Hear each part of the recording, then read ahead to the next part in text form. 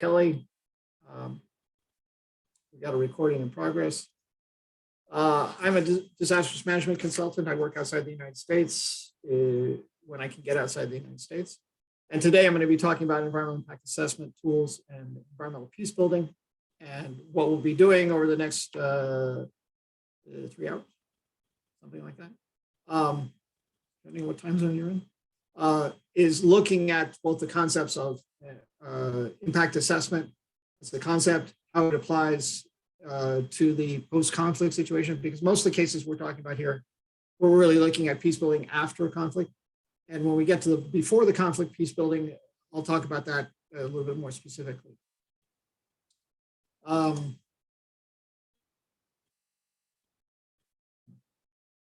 Okay. Note taking there. Because we're using Zoom, this course would normally be best done around a table and allow us to talk to each other and have a more active discourse. I do encourage you to use the chat to ask questions, although I can't always check the chat immediately. Peter will be, our tech will be looking at that. But do raise your hand and ask questions if there are things that are unclear. One of the standard introduction to a course statements I make is that I'm from the United States. I would guess that already. And I tend to speak English very fast, partly because I get excited. Also because that's a habit I have to speak fast. If I am speaking too fast, slow me down. Raise your hand, say slow down. Go back over something. There's no problem with it. It's my problem. I talk too fast. So make sure that you're tracking everything. I know this can be difficult with Zoom, but if you're tracking everything, making sense of everything. If I'm not clear or you don't quickly understand what I'm talking about, please come back and tell me, and we can take the time to make sure things are clear. Good. So before we get started, we're too deep in, we'd like to recognize the different organizations that supported the second Environmental Peacebuilding Conference, which was to be held in Geneva, but is now being held across the world. The different organizations you see listed there, I won't read through all of them, but their support has been very important to getting this event going, and also originally to keep the cost down to zero, and certainly now that we've gone virtual to make it a very affordable and informative event for everybody. Oh, there's the Wilson Center. So I've been asked to provide you with this information here about anti-discrimination, harassment, and retaliation policy, actually against harassment and retaliation. So if you just read through it quickly, and then there's some contacts down below, Erica, Lauren, Ivy, and Carl, that if you feel that there have been any things in the area of discrimination, harassment, or retaliation that have bothered you, or that you've seen that have happened that are of concern to you, please contact those people directly. And as it says, the reports will remain confidential. I believe there's also the same basic information available in the chat right now. And feel free to contact Peter if you need more information on that. Thank you. Okay. So I know most of you, those of you who filled out the survey ahead of time, everybody indicated they're familiar with Zoom, but I just wanted to point out a couple of things. So please keep your microphone on mute when you're not speaking. We do have the ability to mute you, but we don't want to do that. So please do that. In general, leave your camera off, except when you're speaking or when you're in the breakout groups so you can see each other. Otherwise, in many cases, the screens get so crowded, it's a little bit hard to see everybody. If you're having lunch or doing something else, please keep your camera off so we don't end up asking you what you had for lunch. If you have any questions, then you can use the chat to contact Peter, or there may be somebody named Tony who's also online who can help you out and get more information wherever you need those things, whenever you need that. Use the reaction buttons to raise your hand, indicate you agree. I don't think there's any disagreement button, but if you disagree, raise your hand and we can talk about it. And then any other non-verbal kinds of things you want to add in there, feel free to do that. Just remember, some of these things will then result in a reaction, such as if you raise your hand, we'll ask you to speak. And then once you finished it, lower your hand so we can track it. And then if you happen mistakenly to click the end button, just go back around and log in again, and we'll let you back in. Hopefully I won't click the end button and do that. But it seems everybody by this time, after a couple of years of the pandemic, are pretty familiar with Zoom. And I just wanted to go through these things so we're all familiar with. Again, because we're doing a course that's using Zoom online and it's a technical course, it would be best to do around a table. The dialogue is going to be a little bit of a challenge. So we'll just see how that goes.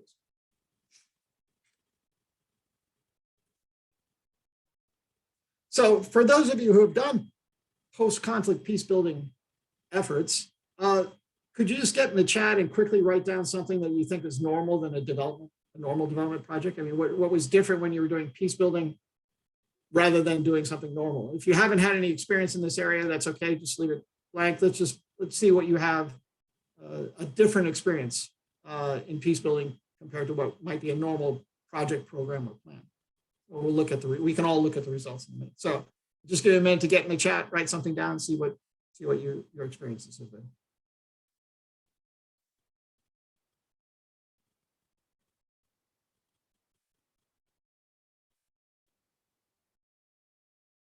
So Tracy pointed out that post-conflict peace building involves reconciliation. Yeah, it's often a big challenge. Anybody else have any? The potential for the conflict to reoccur? Certainly. Particularly if the peace building process doesn't work out right. It can actually exacerbate pre-existing challenges. Anything else?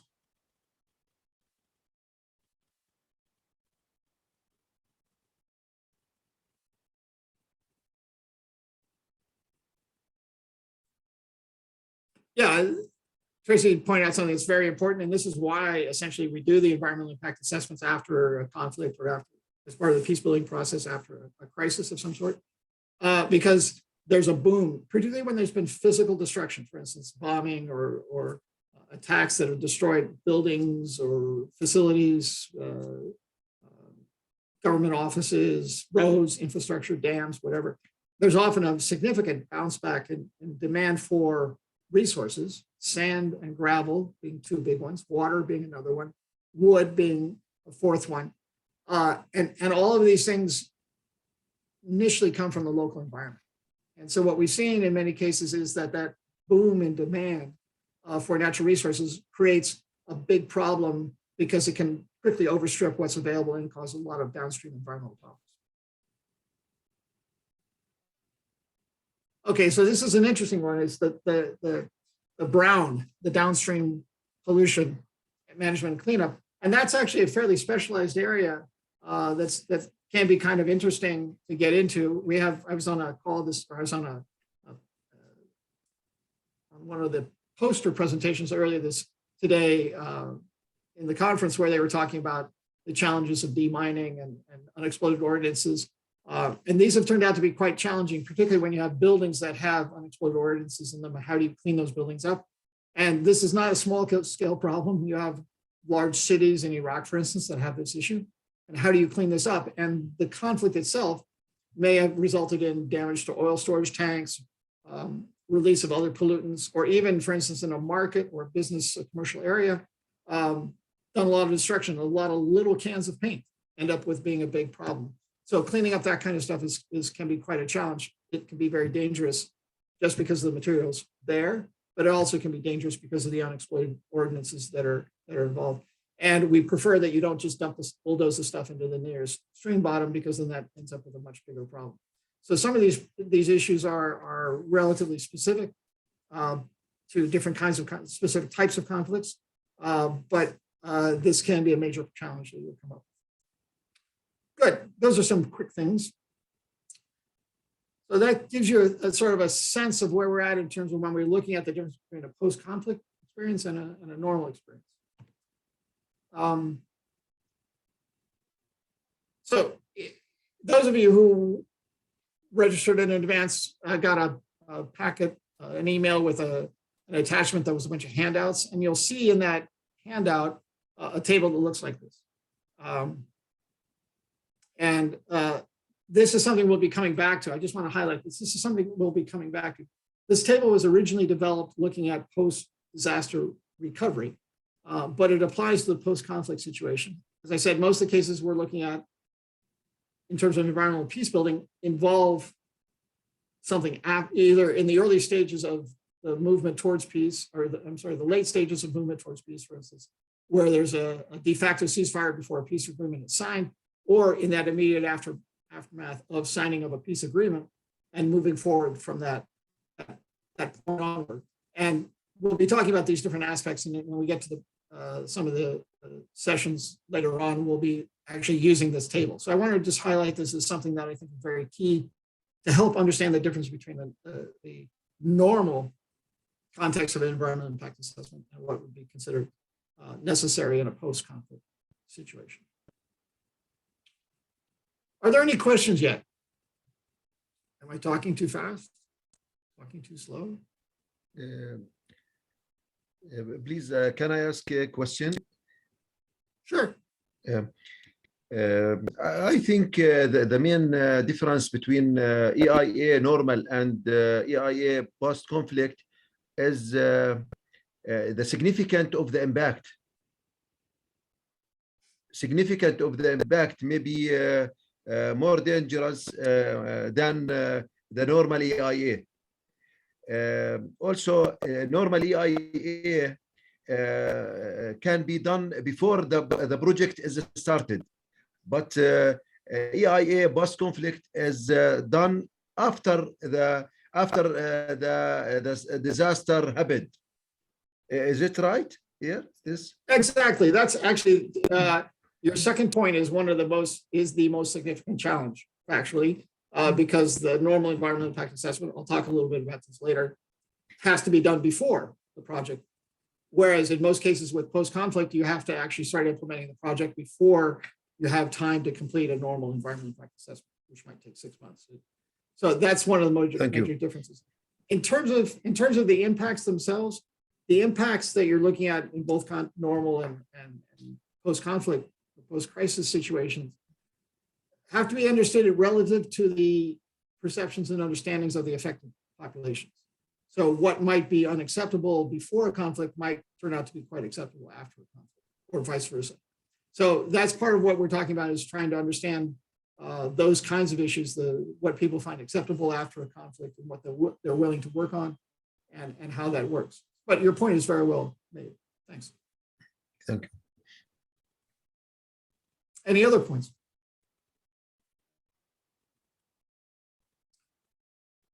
Good. So you've seen the agenda. As I said, we're doing 3 hours with a break in the middle. I'll talk a little bit about the EIAs. Some of you have a lot of experience with them, so cut me some slack because I'm trying to just get the concept across.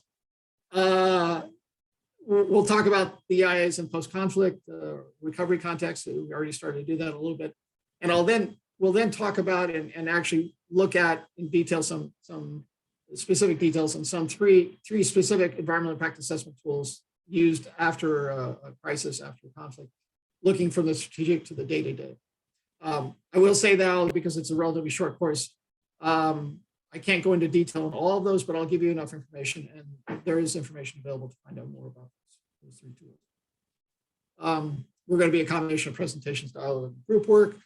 As I said, best around the table, cameras and mics, and please go ahead and try to participate if you can by asking questions or providing comments. So who are we? Who are we? So my name's Kelly. As I said, I'm the course leader. I've been working in disaster risk management for over 40 years. The last 20, a lot of engagement on environmental issues, and I work outside the United States. There's Peter, who's our technical backstop. Peter, can you wave your hand there? That's Peter. Okay. And Tom, I don't know if Tom made it yet. Tom's not here yet, but he'll also be backstopping us if we need it. Great. The next question is, who are you? Who are you? There's a song about that. So I asked you if you could to fill out a survey ahead of time. And so there are a couple of interesting things that came out of that. First of all, what kind of work do you do? So this is sort of the breakdown. There are 9 responses. Focal point for political and climate security, environmental project manager, doing research, academics, students, technical advice, and consultancies, research and consultancies. So a pretty good broad range of backgrounds of those of you who are participating in the course. I'm sure that there are pieces of the course that you already know. We'll be talking about things you're well aware of, and there may be hopefully some things that you haven't heard yet. And that's, of course, why you're taking the course. I hope it'll be beneficial in those areas, but do give me a little bit of patience because sometimes we have to touch on things relatively briefly. And so, but if you feel there are points that are important, feel free to raise them. So, experience. So, by the way, these are not in the order.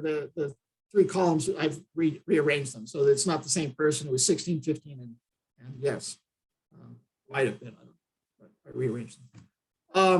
How many years have you worked on any type of environmental impact assessment? We have people from no experience so far to 15, 16 years. That's good. Worked on peace building projects, someone with a lot of experience and some people with not that much experience, but everybody seems to have some experience. And whether you've done an environmental impact assessment in peace building or post-conflict, it turns out only one of the respondents fill out the survey has that kind of experience. So I may end up talking more about the operational context of working in peace building and post-conflict if you haven't had that kind of experience, but feel free to ask questions about that process. So this is sort of a brief summary of who you are. There were originally 25 people signed up for the course. We're looking at half that number, maybe now. But it's a good selection of people. By the way, that when we said 25, I'm always hesitant at this time, of course, over Zoom to have 25 because it does make it harder for us to talk to each other, and particularly when you're in the breakout groups to do the work. So it may sound unfortunate, but it's still an advantage to have a smaller group. Okay, so what we're going to do is a little strange thing because I'm working on a screen here. I'm going to call off your first name. I think I have everybody's name here. And I'd like you to just turn on your camera and just say hi because we don't have a lot of time. So we'll do that. Anne.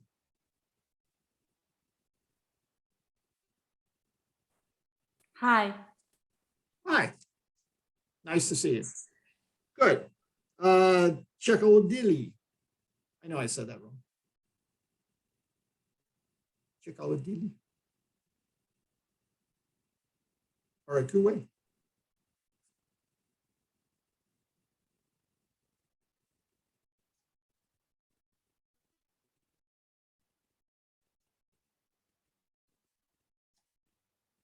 Trying to get him involved here. Anyway, we'll come back to him. Daniel. Hello, everyone. Hi. Karen. Hi, everyone. Hi, Karen. Nice to see you. Khalid.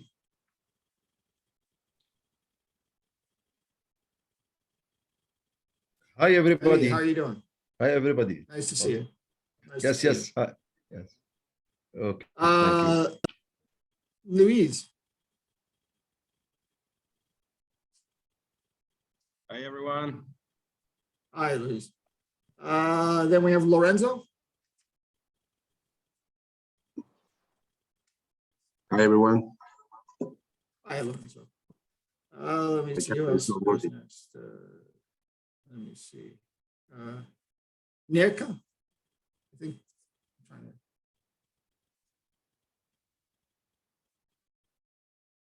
to. NNEKA. Okay. Oh, Hi, everyone. hi. How are you doing? I'm good. Okay, and then I guess the last one is. Oh, I'm sorry. Nika.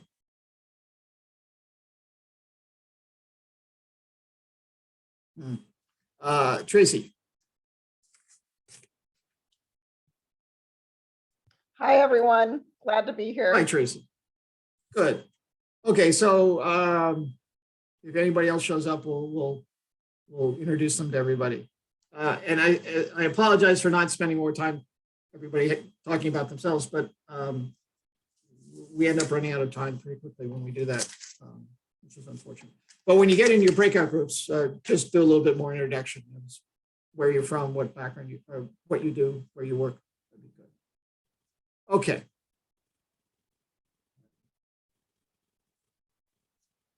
Good.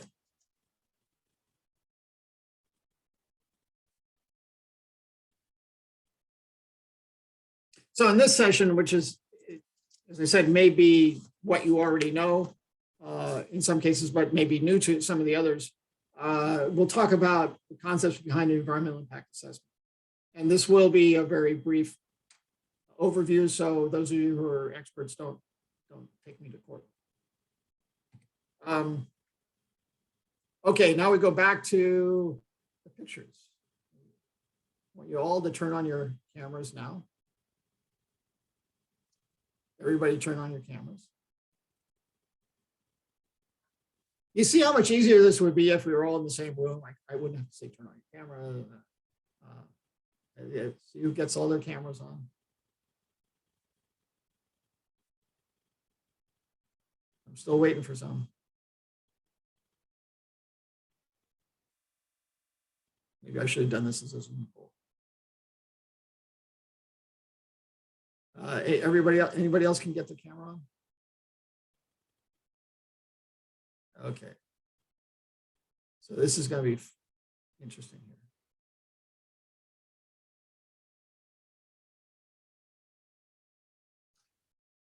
Okay, so I did do a survey, but I didn't identify it by individuals. So those of you who have never done an environmental impact assessment, don't put up your hands. So those of you who know the concept, sorry, raise one fist. Okay. You know the concept. Okay.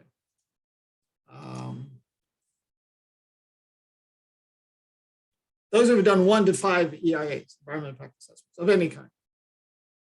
Okay. I'm seeing 2 hands there. Go. Okay, those of you who've done more than 5. Okay. So the quick survey indicates that some of you have some experience, some of you don't have much experience, and Tracy knows everything, so she can take over the post. She's not going to do that. Okay. This is good. This parallels, of course, what we saw in the survey, but I just wanted everybody to get an idea about what levels of experience we had and what I'll be doing. You can turn off your cameras. Don't worry about it. What I'll be doing now is probably talking a little bit more detail about the concepts of environmental impact assessment from my perspective. And Tracy can relax a bit. She obviously has a lot of experience. But if you ever have the case, ask me a question.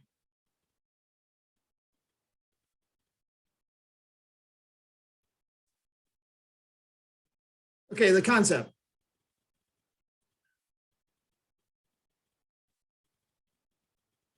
So this is from the International Association of Impact Assessment, EIA, which puts themselves forward as the premier organization, a professional organization that deals with impact assessment. So it's the process of identifying, predicting, evaluating, and mitigating the biophysical, social, and other relevant effects of development proposals prior to major decisions being taken and commitments made.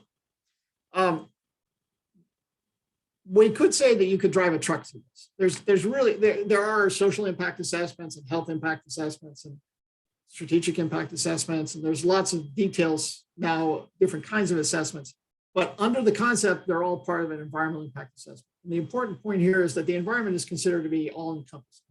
It's around the person, the people. It's not ecology, which is the birds and the trees and the plants and the flowers and things like that, the butterflies. The environment here is human-centric. So what we're looking at is something that surrounds everybody.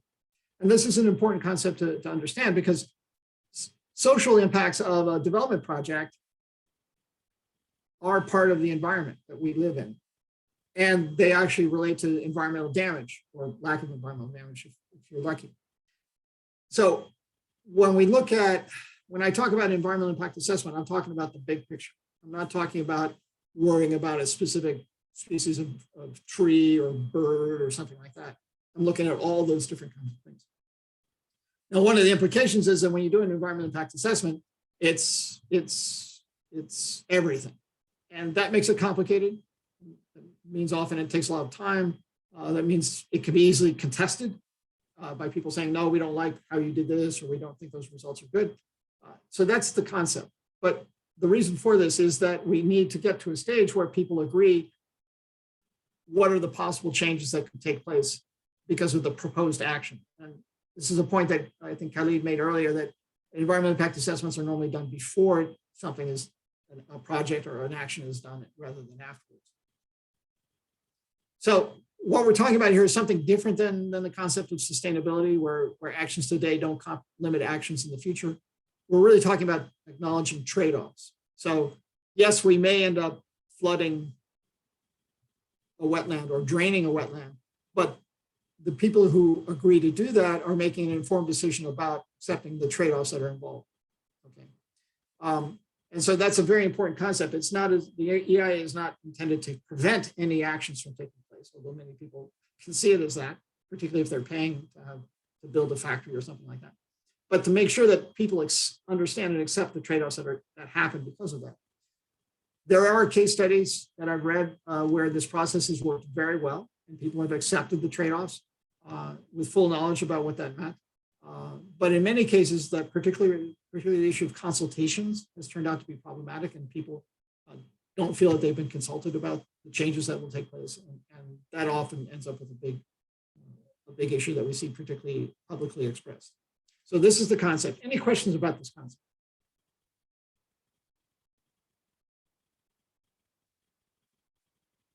Good. It's straightforward. It's simple. Simple in concept, a little bit more difficult in practice. Okay. So I'm going to go quickly through the normal EIA process. Terry, don't fall out of your chair as I explain this, because I'm sure the detail is much more complicated. But I'll just give you the idea of what you would go through for a normal EIA process. So you would create an action, or be an action created. So it could be a project generally. So build a road, something like that. There's something going to be done. It's a concept, not necessarily even costed out, but there's something that's going to happen. And then you end up with enough details out of that to understand actually what will be happening, how much dirt will be collected, how the land will be changed, how much water might be needed to compact the road, all these different details. If you think of it as a building, it's the bill of quantities, it's the materials to be used and the process, that's the work that's going to be done. So once that concept of the proposed action turns into something that's firm, a project proposal, a plan with the details, that's the first step. So the second thing you want to look at is looking at what could reasonably happen from that project. There are lots of different things that could happen. Well, a meteor could crash into it. So this is what in the United States, at least, we call the scoping. So you don't say there's everything could happen. You say, well, it's reasonable that certain kinds of things could happen to the project. For instance, building a road, it could flood, or it could be surrounded by a forest fire, or whatever could happen. It could freeze. It could have frost heave, all sorts of different kinds of things. So what is the reasonable levels of harm that could come as a result of that project? Not only to the project, but also to the neighboring communities and the people who will be impacted by that project. So as I said, in the US, we call it scoping. Other countries have slightly different terminology, but it's that first checking out the situation to see what you really want to worry about. Then you come to the next stage, which is taking the scoping and becoming more specific about what harm could happen or what positive impacts might happen. And that forms the basis for your environmental impact assessment. Say, okay, this road is going to require X number of cubic meters of soil, of sand and gravel. So that's a need, where's it going to come from? What impact would that have, et cetera, et cetera. So it takes the impacts and quantifies them and becomes very specific about them, or as specific as possible. But the interesting thing about the EIA process is it doesn't stop there. It then says, well, what are the alternatives? What else could we do? How could we do these things that we want to accomplish? How can we build a road that doesn't have these negative impacts that we've identified? What are the options to reduce harm and in some cases improve the benefits out of that? So the typical thing, you're building a road, you cut down trees, you plant trees someplace else. So you're offsetting that harm. So this is where it gets a little complicated because the environmental impact assessment may actually end up redesigning the whole project, which drives everybody crazy, of course, because it may end up coming up with better ways or different ways of doing this. I say drive people crazy from personal experience.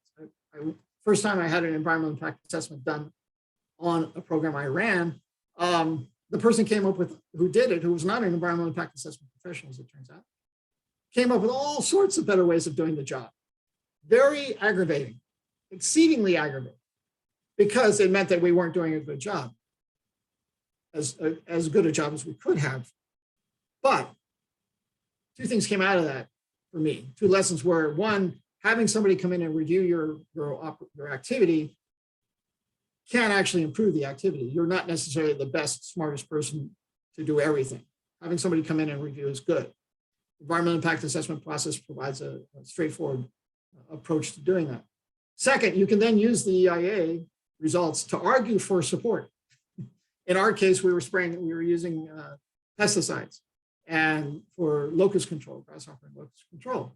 And so we said, based on the EIA, we said we needed more equipment to do certain kinds of things, to better manage the pesticides, to be more explicit about where we were spraying them, et cetera, et cetera. So we actually used the EIA to support our program and to make a better program out of it. So for me, that was, I went from an anti-EIA person to a believer in EIA in many cases. And that's, I think, one of the beauties of an EIA process, that you can actually come out of the whole review process a lot better than when you went in. Now, how to do that in a disaster or conflict or post-conflict is a bit of a challenge, but we'll come to that.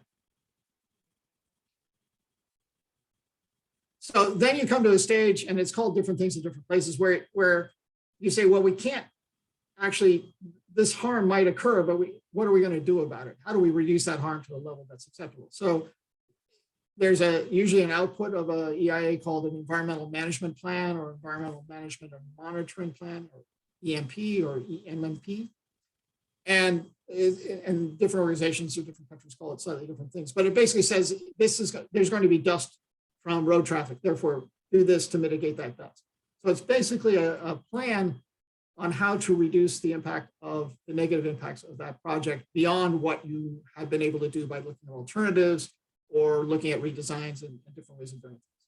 But this EMMP or EMP is very important because it's actually something that people can follow through on, a plan that people can follow through on to actually reduce the risk to acceptable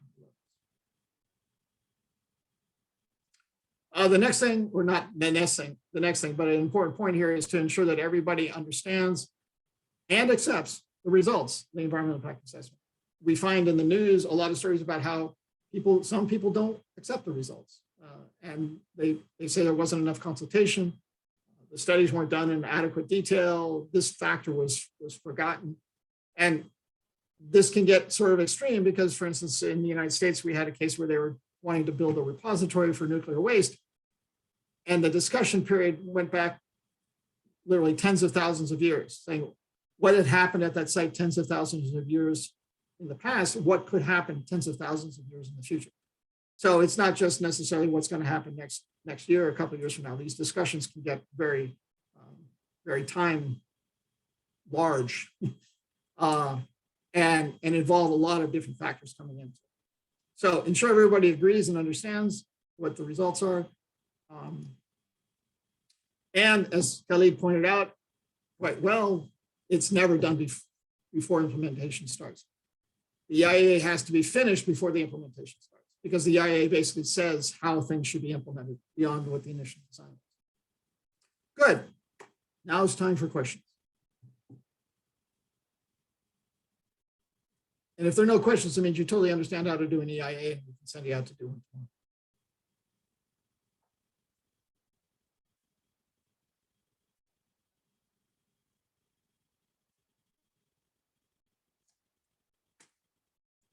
No questions.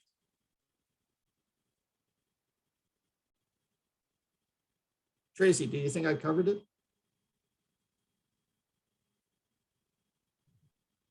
In 5 minutes? Yes, absolutely. Okay, that's my little checkbox. But sure, anybody have any questions on this? Is there anything that's not clear?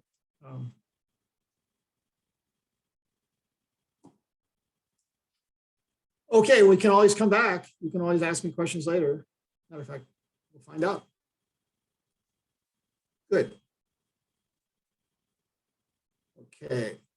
So I've mentioned some of these challenges, and I'll just go through them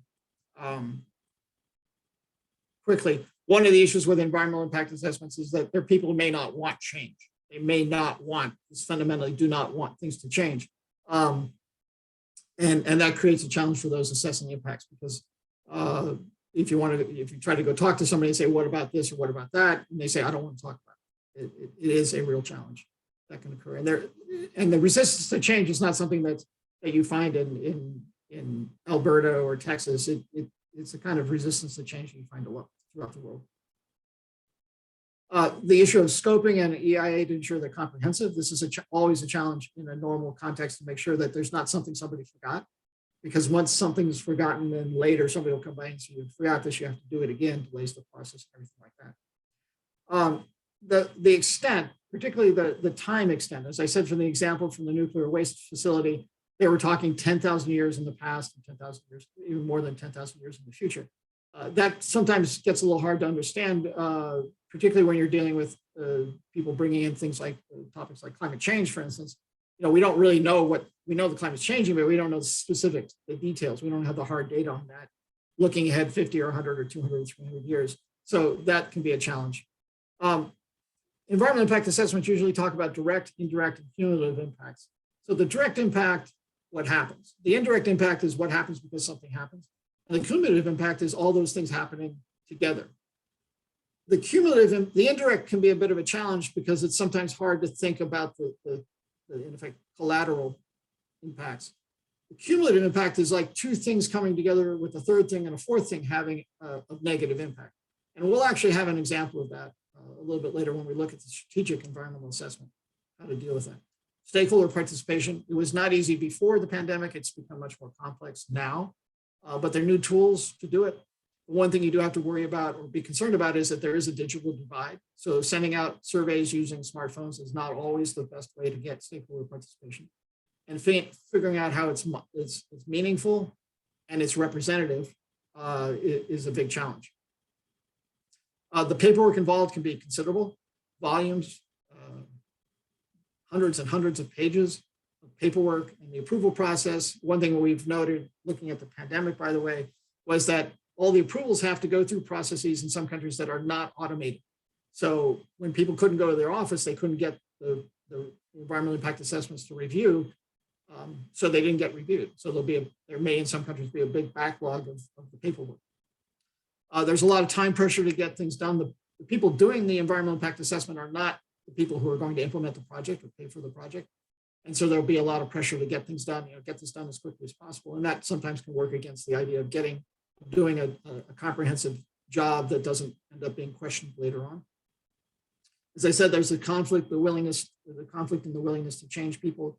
Some people may want total change, other people may want no change, and this will become evident during the environmental impact assessment. And there are other challenges that you can come through the process, one of which is today in the COVID situation, is getting to a place to consult with people, to look at the project site and things like that. What we might call post-conflict situation, of course, you have a situation in that period before the official peace agreement is signed or before official fighting stops, you may actually physically not be able to get to the areas because there's still combat zones or they're still insecure. That same condition may exist after the conflict, particularly if populations are moving around and there are unexploded munitions, there are mines, there's insecurity. And so a lot of these other kinds of things they still exist for normal EIAs in some ways, but they're accentuated for a post-conflict environmental impact assessment. Next set of questions. Next request for questions.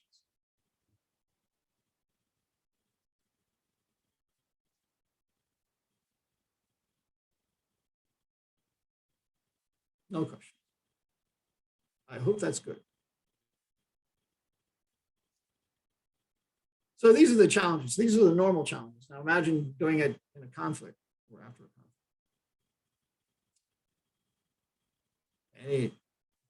So we've just gone through the concept of what an EIA is and what the challenges you would face doing a normal EIA. I want you to keep those in mind because it's not, EIAs are not always just easy. Sometimes they take quite a lot of work and quite a lot of time simply because they're dealing with an environment that can be complex even without a conflict. Good. I think, please, I have comment. Yeah, sure, go ahead. I think in post-conflict environmental impact assessment, the type of the impact is very important because, as you know, maybe in conflict, weapons or bombs or a chemical may be used in the conflict. So this will produce certain impacts, chemical, biological, or anything that will affect the people's, the environment. So I think in the normal EIA, maybe this not exist because normal impacts, but in post-conflict, maybe as a result of using weapons, it will produce dangerous gases, certain hazard, I think, maybe depleted uranium, maybe other military impacts. I think so. And Khalid, you're bringing up, I mean, that's a really good point. And that's something we need to think about in doing the post-conflict assessment and particularly evaluating the risks. If you look at UNEP did some studies, post-conflict assessments in Serbia, I think one of which looked at an attack on a car plant and you know, what were the environmental impacts of that specific site that was damaged by the NATO bombing. And so there are some studies that look at those kinds of details. Depleted uranium, of course, UNEP has done a number of studies on that. But when you say worse than, you also have to remember that in some countries, and the ones I'm most familiar with are the United States, we have what we call Superfund sites. Love Canal. Okay, Love Canal was a place where it was a canal, it was an old canal, and they just dumped all sorts of chemicals into the canal. And the problem really didn't become apparent until somebody started realizing the water they were drinking from the residential neighborhoods that were built nearby was highly polluted. And it took them a long time to convince the authorities that something should be done about that. And the company that did the dumping didn't exist anymore. It had gone out of business. We also have the same similar issue with asbestos here in the United States and in other large other parts of the world. And so I wouldn't say that the conflict is worse than the normal non-conflict, but there may be lessons that we can learn from the non-conflict that can apply to the conflict situation. And in some cases, some of the environmental issues in the non-conflict situation are still very significant and very challenging to deal with. So I don't want to, you're right, Khalid, but I don't want to diminish that everything in the non-conflict situation is really easy compared to the conflict situation. Also, I don't go into very much detail, but I do recommend you to go back and look at what United Nations Environment Program, the post-conflict unit had done over the years in looking at particularly conflict in the Balkans and the environmental impact there. They looked at depleted uranium and a number of other things. And there's really good information that comes out, methodologies and procedures and details about how to look at those environmental issues there. So that's a resource that's available online. Good. Any other questions?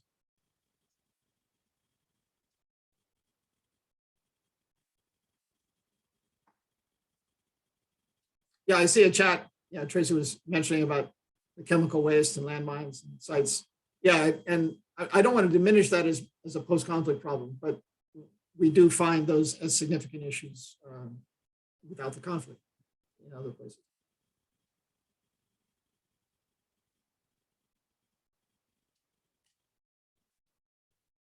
Yeah, actually, homes in Aleppo, I'm trying to think. I know is in Iraq that there's actually an NGO that deals with debris, disaster debris or waste management. And they develop plans for how to move the debris out and process it. One of the things we've learned from disasters is that about 90% of the debris that comes out after a disaster, a hurricane or even a war, a crisis like that, about 90% can be repurposed, reused, recycled. There's usually a relatively small amount that can't be processed that way. Other work that I've been involved in, working with the Joint Environment Unit, the Joint OCHA, Office for the Coordination of Humanitarian Affairs, United Nations Environment Program, Joint Unit in Geneva, looks a lot at those kinds of issues and they've developed guidance on how to deal with debris after disaster waste. And there is a major concern about how to manage that waste safely. And the health impacts, again, when we say environment, we're looking at everything. So health impacts are part of looking at the environmental impact.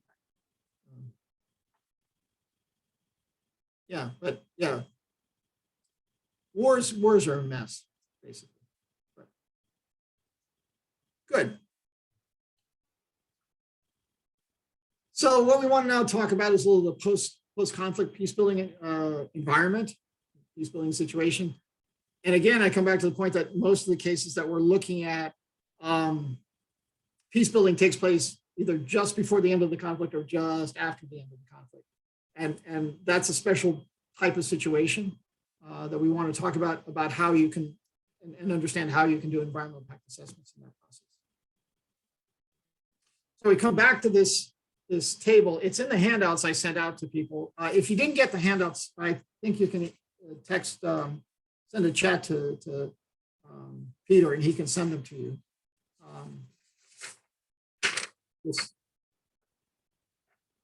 No. I have to get rid of my background here. Pretty thing in blue. As I said before, this was originally developed looking at post-disaster recovery in general, but it's also applicable to post-conflict. Most projects implemented just before or just after the end of a conflict are looking for quick impact and they're looking for the peace benefit. The startup can be usually immediate, and immediate we're talking months, a couple of months rather than a year or 2 years it might take to do a normal project. And in some cases for the official peace. The duration usually doesn't go beyond 3 or 4 years, usually 2 years or even less than that. So these are quick projects focused on getting certain things done, providing certain benefits. The design process for a lot of these projects is really based on rapid assessments. Again, they don't spend months designing a project. They sort of come in with a concept about a project, what we could do, and let's go ahead and see if it works. And inherently, there has to be a lot of flexibility in that process. It may end up that the project is started to go this way, and then it ends up going a totally different way. I looked at a project in Afghanistan, a donor project in Afghanistan, and they did all the right thing. It was a nice project to fix up schools and roads and lots of small projects, $10,000 projects, little community impact kind of thing, sweet, nice, clear. And the environmental review process was pretty clear about how to manage the environmental impacts, and everything was pretty straightforward. When the project got implemented, they changed it, and instead of spending $2,500, they spent $250,000 at a time. So the whole context of the project changed. And so the whole environmental review was totally wrong because it was a different kind of project that was implemented. So we have to do a process that understands those changes may take place. The time from design to implementation in some cases can be days. We have we have $1 million, we need to start spending it by the end of the week. That'd be a happy situation. But usually it's much less than a month.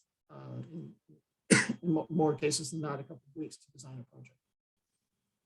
And also design the project often without going into the field, even if going to a capital city or a major city, flying over an area or visiting one location, but not a lot of detailed time on the ground. Funding, as I said, 100,000 to 2 or 3 million. But again, in a very short period of time. In many cases, there's considerable detail left to actually the implementation. So there will be 10 schools built, 10 schools repaired. It doesn't say, it doesn't have the information, the assessment of what is needed for each school. It's just saying that there will be 10 schools we know are probably damaged and we'll just refix them at an estimated cost of this much. When you get to actually doing the work, that's where the detail comes in. And that's where a lot of times the negative environmental impacts become more evident or actually happen. So it's the flexibility is needed, but it also allows a lot of greater potential for negative outcomes. Now, one of the things about a project, oftentimes these kinds of projects attract the idea of innovation. Like let's introduce, we're going to build latrines. Let's introduce biolatrines or something like that. And there's a challenge there because sometimes those innovations people just don't want, or they'll resist them, or they don't work, or they turn into big elephants. And so there is a challenge with going with what you know, tried and true approaches. We know this works and we've done it. We know it works. Let's just do it, as opposed to doing something that's attractive to a donor or new or different and innovative and things like that. I've seen a lot of examples of innovation that's good. I've seen a lot of examples of innovation that's not good. I've done both. And so that's a challenge you face because the pressure to do things may end up people saying, oh, we could do this, we could do this, we could do this. And you put that all into a project and it looks very attractive on paper, but when you get to implement it and when you get to review the environmental impacts, it gets a lot more complicated. Usually the staffing on a project like these post-conflict projects may be very high. As an example, and it's actually not explicitly post-conflict, but an example of what happens. I know of a project in Sri Lanka after the tsunami where the project manager was not hired until 6 months after the start of the project. She then spent 6 months getting the project organized, the proper procedures and paperwork and evaluation process and getting everything done correctly. And then she was pulled off to do the same thing for another project. I know of another post-disaster project where there was apparently never a project manager over a year. There were people flying in temporarily to take over the project manager situation.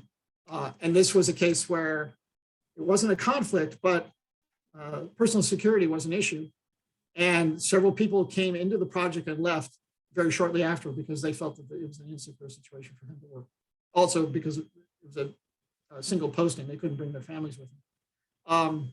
And so that's that's a challenge for instance, if you do an environmental review and you give it to somebody, they may not be there the next day. So you have to sort of think through this process. And we'll come to talk about one of the tools that's very useful for that. So one of the other challenges at the same time is that attracting high quality staff and competent staff, one's offered a 6-month contract but somebody else is offering a 3-year contract. They'll go for the 3-year contract rather than the 6-month contract. Sometimes these projects are so short that it's hard to attract the people that are really qualified for them. The types of projects we're looking at are quite range. Water and sanitation, reconstruction, demining, debris removal, replanting forests. There are just all sorts of different kinds of things, particularly in the idea of just doing stuff quickly to show a benefit from the piece. But you also have the challenge with single projects ending up with a lot of things in them. So you'll have a project with 6 objectives or 8 objectives. And that poses a problem with implementation, but also poses a bit of a problem for the environmental impact assessment because you're trying to essentially assess the impact of 6 different projects all combined into one. And that does take time and effort. And some of the tools that we'll talk about later can be used to try to address that issue.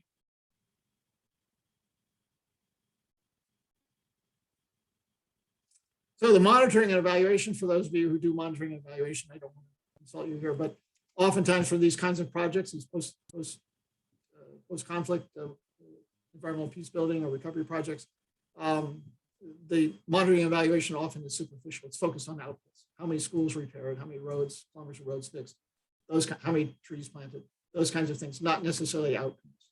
And that's with the nature of the project. These are short projects generally. They're not necessarily designed to have significant outcome changes, but rather have an immediate impact on people's lives and well-being and their acceptance of the peace. Now, there can be longer programs. That is true. I'm not saying that's not the case, but bigger programs, longer programs will probably spend more time in design and development and implementation of the process. And they may actually come after these immediate post-conflict projects. Evaluations, some cases they don't take place. They can be quick or superficial. And beneficiary participation, this is using the English word beneficiary, participatory, participation by affected populations is a term that's more often used now. This can be variable, partly because the people who were experiencing the project or subject of the project maybe have lots of other things going on and they just don't have time to spend 3 hours in a meeting. You know, they're trying to recover from the conflict and they just don't have time to do that. So this is one of the challenges. It's not that people don't want to do it or you don't have the ways of doing that consultation. People are trying to get on with their lives and they just may not have the time to do it. So figuring out how to do the participation by affected populations can be quite a challenge. It is normally, it's even worse in the post-conflict situation. Good. Now I'm sure there's some questions.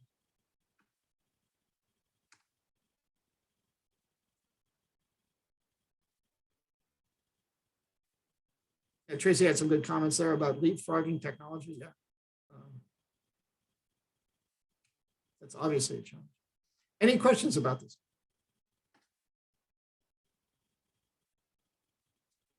Any perspectives on the difference, on the peculiar nature of the post-conflict environmental peace building effort? I want to ask about types of projects. There is many multiple objectives and outcomes should be it is one project, I think.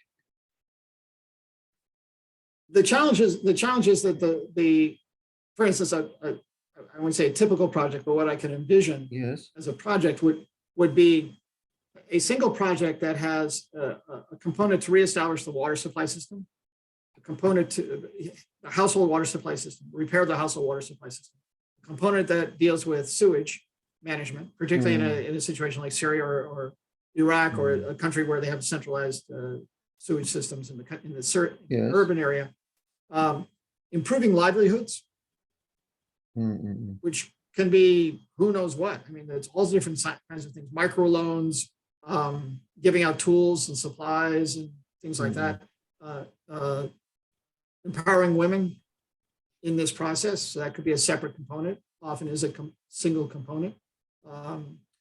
Reestablishing school education system, so that involves not only repairing the schools, but also training for teachers and also support for the children going to school. So uniforms or books or whatever else they need. So you can find a single project that has all these different kinds of components under it. And they're all good components, but you have to do an environmental impact assessment that considers all these components, their direct impacts, their indirect impacts, and their cumulative impacts.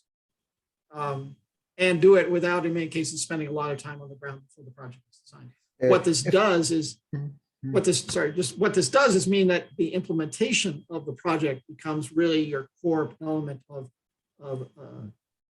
identifying and addressing negative environmental impacts. Sorry, go ahead.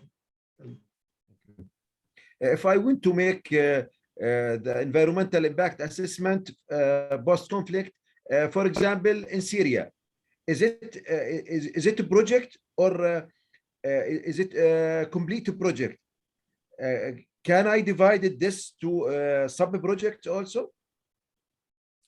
You can, but what we'll come to after the break in a little while is we'll talk about the different strategies for looking, or different ways of looking at that, because what's actually been not done very often is to look at the strategic issue. For instance, let's take Syria. So taking Syria, so what are the big strategic issues that you need to deal with post-conflict? Okay. Well, rebuilding. Okay. So Yes. rebuilding requires sand, cement, water, people, and wood maybe. Okay. But so how do you find sand, cement, and water in Syria? We know there's a problem already with water. We know that there's a big cement factory capacity in the country, but it's not very well developed. I mean, I would say not well, it's actually well developed. It's actually relatively old technology that's been going through a conflict situation, so it hasn't been upgraded, which means it's going to do a lot of air pollution. So looking at it strategically, even before you look at a specific project to rebuild a town or a community or rebuild 100 schools, strategically, you can look at it and just say, wait a minute, Yes. as part of a recovery process, we may want to invest, $10 million, $100 million, sorry, in upgrading the cement production capacity, sorry, in the country, simply because it will have a lot of positive downstream impacts. Now, whether that can be done in 6 months or 2 years or longer is another question. But from what we know about Syria, that's one of the issues that actually I did an assessment, environmental assessment of post-conflict Syria a few years ago. People kind of laughed at me, I have to say, because it wasn't quite post-conflict. But these are the kinds of big issues that you can identify. A lot of these issues, by the way, were identified before the conflict in terms of environmental reviews in the country. For the country, the water supply issue, the irrigation system, a lot of other kinds of issues, and they're just going to exist after the next phase. So you can look at it strategically and look at these big issues, and then you can get down into the more details of the project.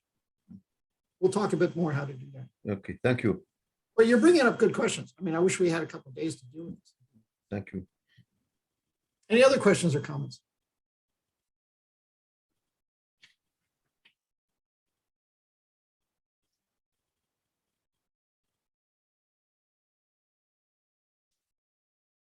Okay. Now I'm giving you a last chance. Any questions or comments? Because now we go to breakout groups.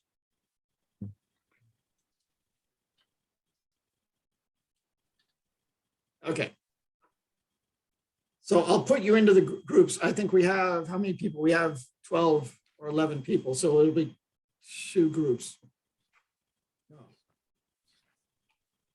There'll be 3 groups. Oh, yeah. There'll be 4 people in each group. It'll be random. So you just have to figure it out.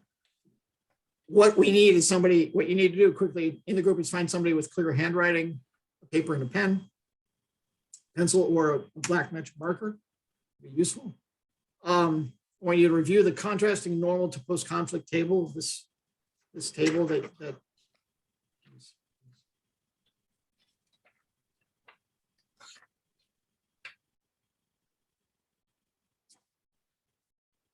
Is it not, yes. this table. Okay, the handout. Yes. Handout number 1. Review that. Okay. Then go back to the normal EIA process that I described.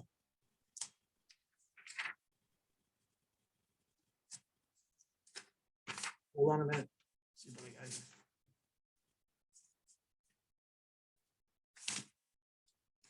here. So that's handout 2.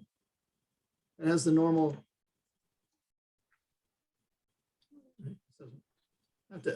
When you're in the breakout groups, I'll change the background so you can see. So this one it's handout 2. Okay. And in your groups, I just want you to identify very quickly 3 of the most significant constraints of doing a post-conflict EIA from your group's perspective. So you have the challenges of post-conflict, you have the normal process. What would be your constraints? And then just one benefit of doing a post-conflict EIA. So what are the constraints that you might face and what's the benefit? All you have to do is have somebody write them down on a piece of paper, okay?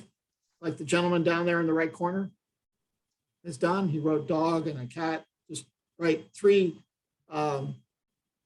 significant constraints and one benefit. Good. Any questions about the exercise?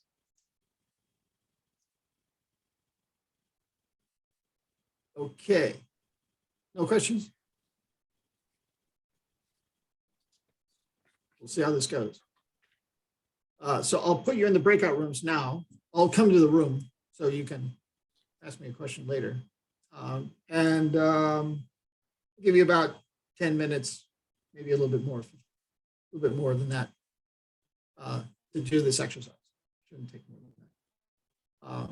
So quickly, look at the contrasting table, handout 1, look at handout 2, just come up with 3 significant constraints to doing a post-conflict EIA. And then what would be one of the benefits of doing that? So in effect, what are the problems you're going to face and why would you do it? What are the benefits? And then we'll give you about 10, 12, 15 minutes to do that. Good. Any questions? Okay. So I said how many? 12, 3 breakout rooms. Good. There'll be 3 or 4 people in each room. Okay. No questions? I'm putting you in the breakout rooms. I'll come around to visit the rooms so we can ask questions. So in the rooms, introduce yourselves a little bit. Say hi to each other. Give your name, what kind of work you do, and then go to the task. Go. Okay, there we go.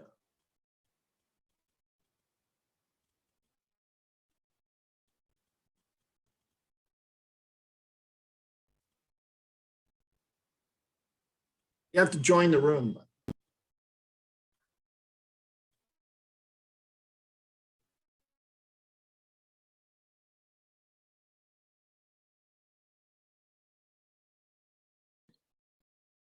I'm gonna pause the recording right here so that y'all can do the breakout rooms. Okay. And then whenever everyone comes back, I'll restart it.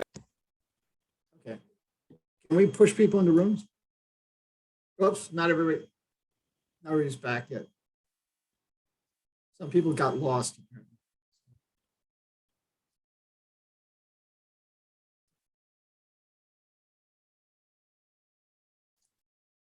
Okay, group 1. Is everybody back? Yeah. A lot of loss of life out there. Group 1, table 1, room 1. I think we only have 2 rooms now. We're back, but I'm still writing. Okay, we'll give you a minute there. Do you want me to say or do you want me to show? Well, what I was thinking about was you just hold it up so we could read it. But since there's Okay. only 2 groups, there are only 2 tables now or 2 rooms, whichever. What I just don't want to know do is that- contrast. I don't know if you can read this. I'm trying to get to where you can see it. That's kind of constraints. Yeah. Context is context. Okay. Context is a challenge. I'm sorry. Oh, well, access to sites. Maybe you should read them. Okay, so I'm going to try to read them and show them. The context the context is complex to begin with. Oh, I see.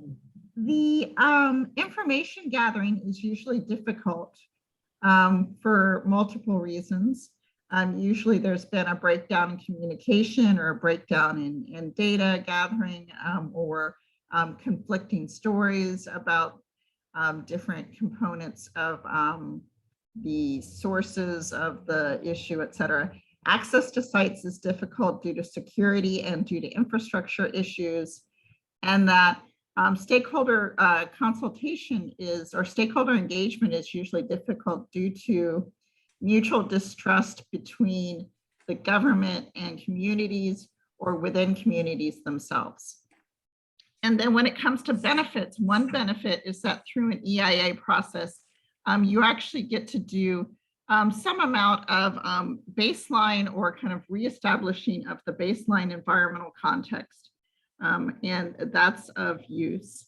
And secondly, usually through an EIA component to a project, there'll be some amount of budget infusion to be able to enhance or restore environmental physical aspects or institutions, et cetera.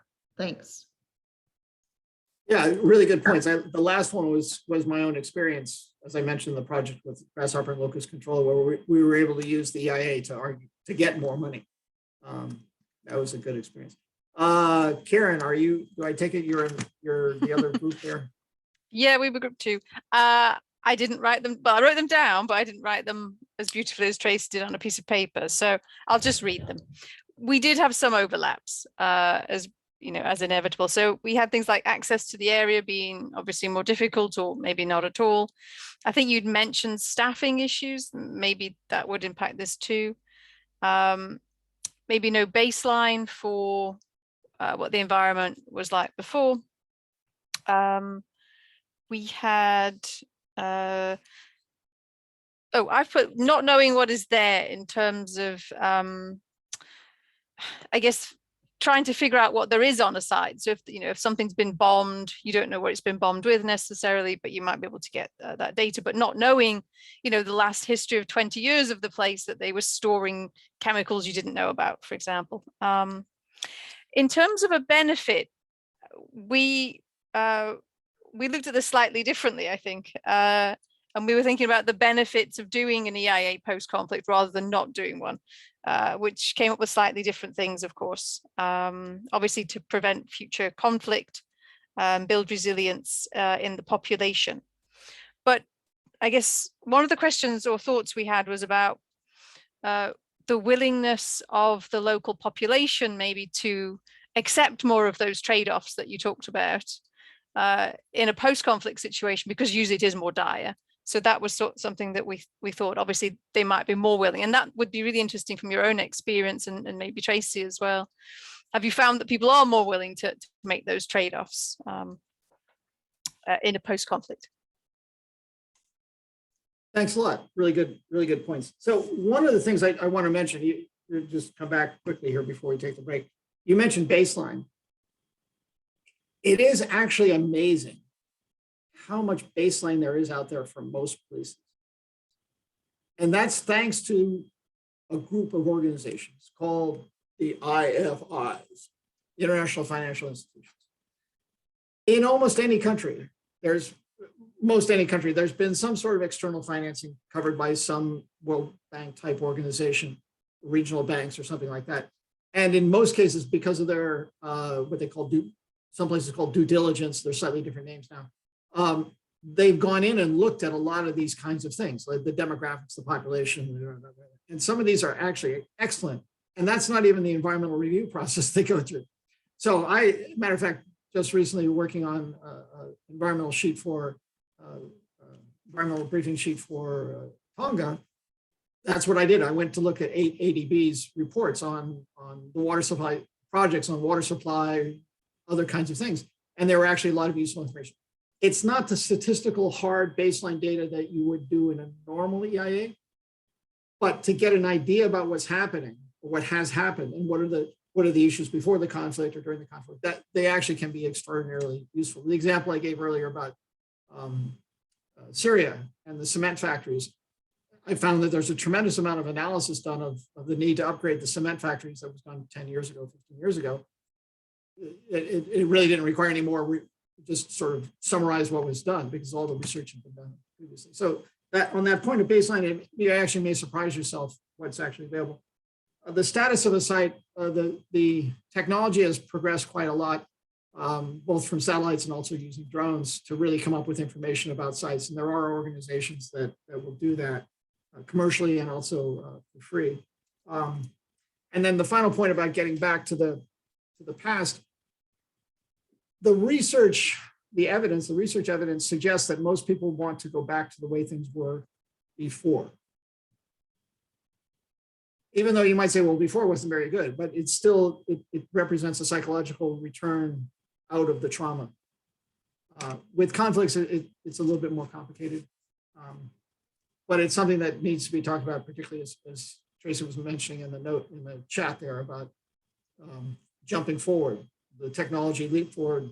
People just may not want to leap forward. They want to go back to the way things were that was before that. Quickly, in the next 3 minutes, 2 minutes. Any other comments from anybody? I like both the results from both your groups are good. I really appreciate it. If we had more time, we would do a little bit more here, but it's good enough to get started. Any comments from any of the other people in the groups or anything anybody wants to raise before we take about a 10-minute break?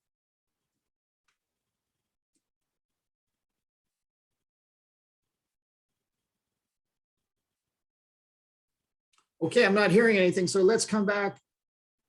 My clock says it's 5 after the hour, so let's come back at 15 after the hour, whichever hour you're in, whichever time zone you're in, and then we'll get back into the, hopefully some more exciting parts. I'll do less talking, you'll do more work. Okay, so I'll see you in 10 minutes. Okay, about time to get back for the second half.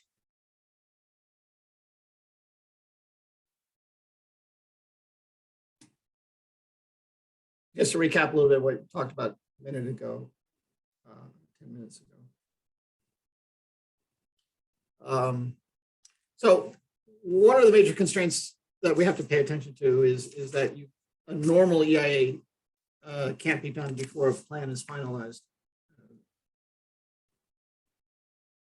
I'm sorry, a normal EIA can't be done without a plan, a final plan of the proposed project, or proposed action.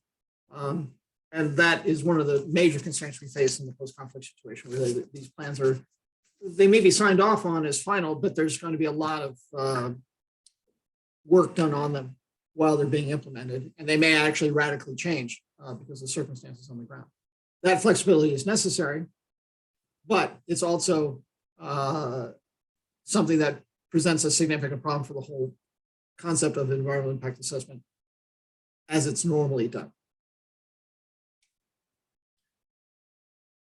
The constraints that you sort of pointed out and worth noting is that, lack of experts, a lack of data, lack of access, lack of time, lack of patience to get it done. Not so much your patience, but the patience of the people providing the money, or the patience of the people who have been affected by the conflict and are now coming out of the conflict and hoping for a return to a normal that's at least as good as what it was before, and in many cases a lot better. I was some years ago now, I was involved in the Kosovo conflict. I was actually in Albania at the time, and once peace was established in Kosovo, if you stood in the road, you were going to get run over, basically. People were just headed back. They wanted to get back. They wanted to get home. They wanted to reestablish their lives. They wanted to get on with living. They just wanted to do all that stuff.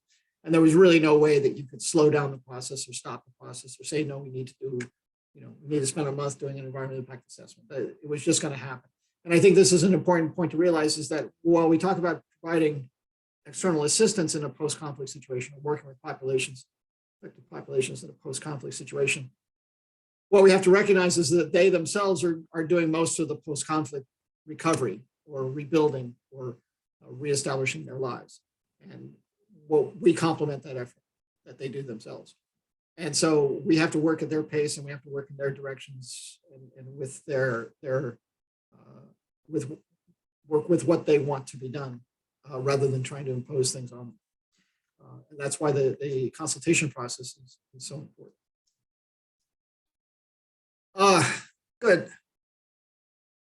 Well, this was the end of the last session, but I just want to talk about it. We covered the concept, we covered the challenges, you identified the constraints, and now we're going to move into looking at 3 assessment tools that I've selected. And there are a lot of other assessment tools, but these are 3 that I think are sort of give you a good view of what you can do in the post-conflict situation. That was the break that you missed going to because we're having a virtual event and not a real event. Sorry about that.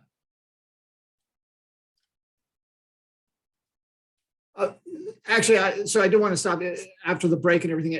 Does anybody have any questions? Anything that came to mind that we should chat about?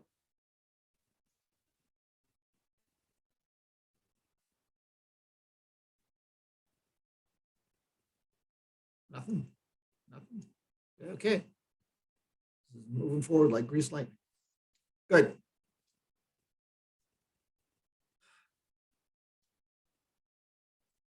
So the first thing I'm going to talk about is a strategic environmental assessment. And I have to say they've probably never been done. but why I never understand why it hasn't been done. And we'll come to the reasons for it. But it is something that should be done. And it comes back to these issues about you're going to do lots of stuff, the indirect and cumulative impacts of the whole post-conflict peace building process. You know, what's it all about? So a strategic impact assessment is an integrated environmental consideration. I'm sorry, it's to integrate environmental considerations. I have to learn how to read here after so often. Integrate environmental considerations into policies, plans, and programs, and evaluate their linkages with economic and social considerations.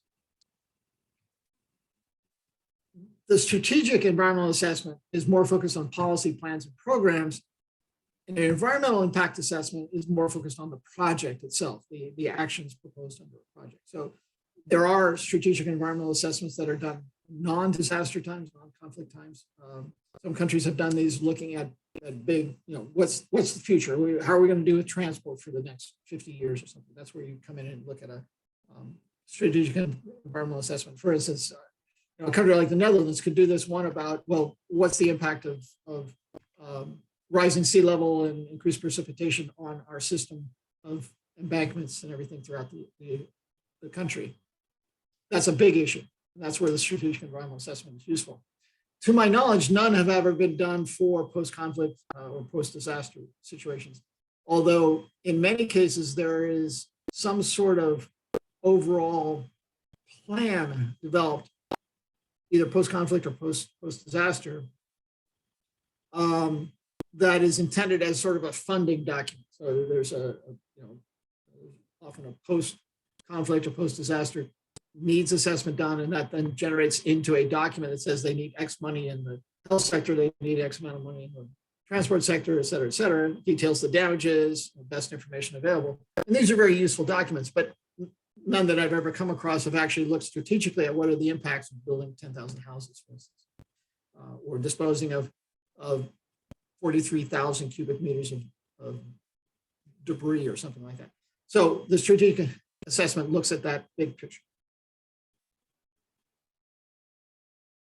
So it needs to be done early in the planning process. And this is, of course, a challenge in the post-conflict situation because that planning process may be a matter of a month or a couple of weeks putting together a post-conflict recovery plan. It's supposed to be independent of any of the activity proponents, although in reality, the people available to do the SEA, post-conflict SEA, are usually part of the organizations planning on doing something. Broad and inclusive, looking at options and alternatives. And that's actually the two things that are really important because the people developing things may have a degree of tunnel vision, and the SEA will sort of broaden that out and say, well, wait a minute, did you consider this, did you consider that? Look at direct, indirect, and cumulative impacts, particularly cumulative impacts, and we'll come to that in a minute. It's good at framing what might happen in a broad sector, for instance, construction or energy or health or transport or aviation or something like that. Agricultural production. It's not intended to look at the specific details of a specific agricultural project or a specific agricultural intervention, but look broadly across the sector and between sectors. It should involve some form of stakeholder consultation, but the combination of looking at things very broadly and doing something very quickly makes that a real challenge. So figuring out how to do that stakeholder consultation is necessary, but not easy. It's forward-looking, and it can be in the scale of years, not necessarily decades for post-conflict, but maybe looking forward. So if you imagine a situation where there's been a war, housing's been destroyed, 25,000 housing units have been either damaged or destroyed in the war, how long is it going to take to rebuild that? Where are the resources going to come from? Who's going to pay for it? But where's the sand and water and cement and wood and everything else that's going to go into those houses? That's what this looks at. It doesn't look at the small project of building 500 houses. It looks at that overall demand, and that demand may cover 5 or 10 years in some cases. The idea behind it is that it's a feedback process. with something proposed and then reviewed and proposed and reviewed. In the disaster context or post-conflict context, that's usually one turn of like, here's a draft, what are your comments, give it back to us kind of thing. That's just the reality. The guidance on this says that on a standard SEA says there's no need for formal output, but I like really, you're never going to get a bunch of people together and do a lot of thinking and never write something out of it. So there's going to have to be some formal output, although the output itself may not be endorsed by anybody.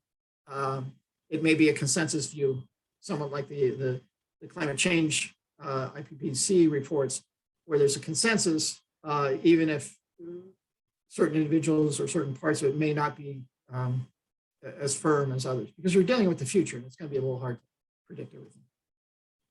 So these points are adapted from Applying Strategic Environmental Assessment, Good Practice Guidance, developed by OECD, and also a paper I did on Strategic Environmental Impact Assessment in Disasters, which you can find at that link. And as I said, it's unfortunate, but as far as I know, nobody's really done this in a post-conflict situation. There had been some attempts in some cases, but I think it's very useful, particularly as you have a broad set of things that are happening, and you're not really sure about how they're all going to be done, but you want to get an overall view about what could be the consequences. Any questions?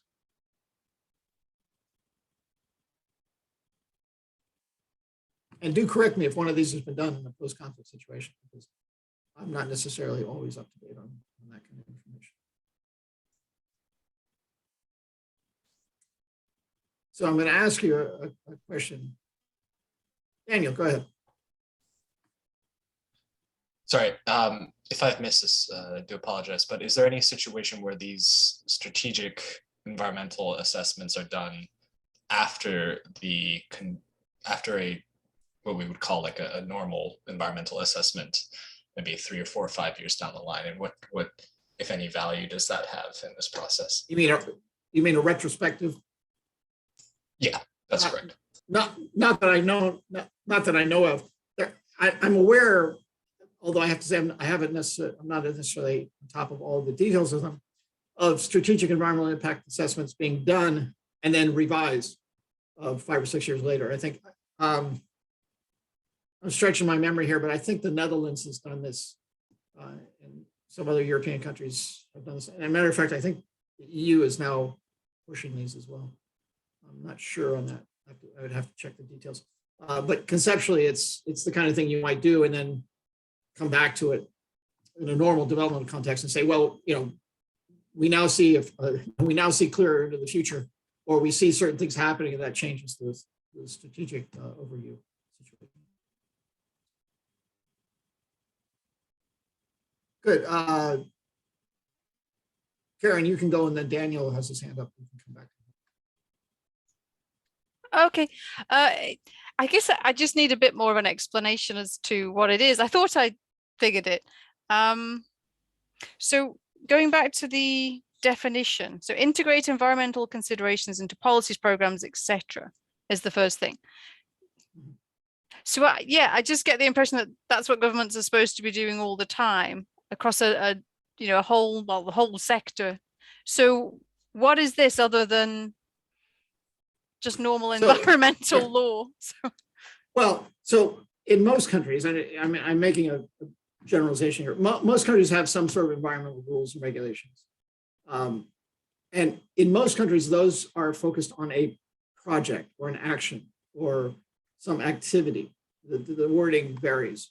For instance, a country may have environmental regulation that says that any project that builds on land that is less than 400 square meters does not need to do an environmental impact assessment. Okay, which says anything bigger than 400 square meters needs to have an environmental impact assessment. Okay, or an environmental review, or the terminology. So but that's all very specific to a specific intervention, a specific action, a specific thing that's going to take place. And generally, the regulations prescribe certain types of interventions, anything dealing with the coastal zone, et cetera, or anything doing with some criteria. And anything else that's not covered doesn't get covered.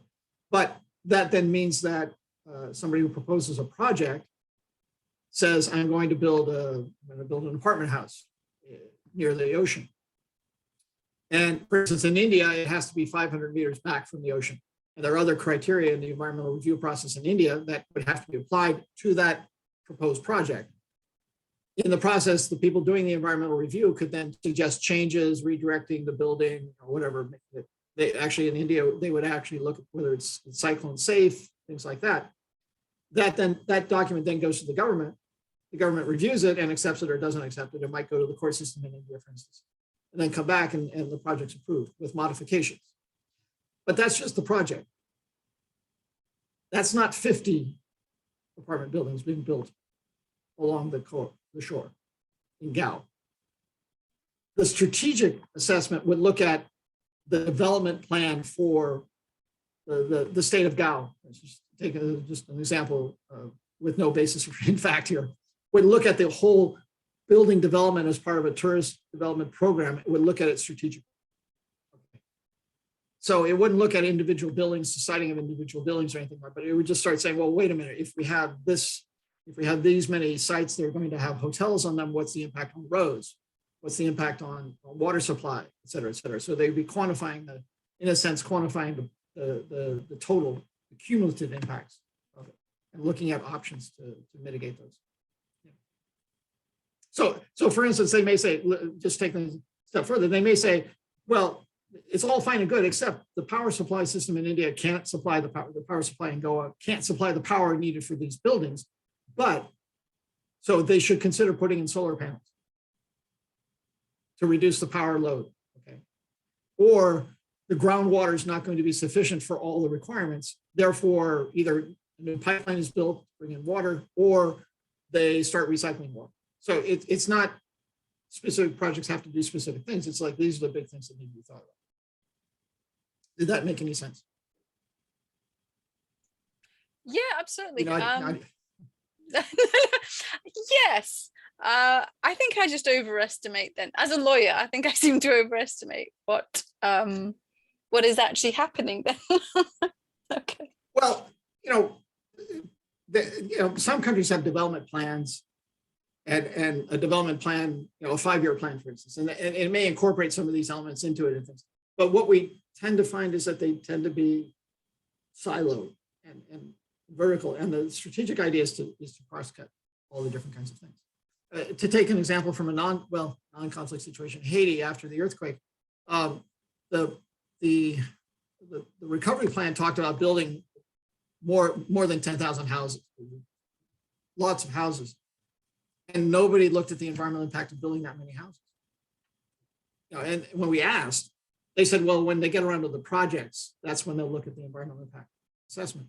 And as it turns out, we had actually done an environmental impact assessment of a displacement camp, but it looked at the broad issues of where you could put the sites and everything. And we figured out where they could put the housing and everything, but nobody was going to do that. They were just going to build a bunch of houses. And so that's where the strategic view is very important, because it can, do you have enough land to build 10,000 houses safely? And I want to say that some of this gets caught up in the process. After the tsunami in Sri Lanka, one of the issues was where to put the houses because there's very narrow coastal zone. And they did end up coming up with the idea of building 2-story houses, but there wasn't a strategic assessment. It was sort of like building 2-story houses in places they couldn't figure out how to get a 1-story house in. But if they'd done a strategic view, they would have asked those questions ahead of time. Yeah. Long explanation, sorry about that.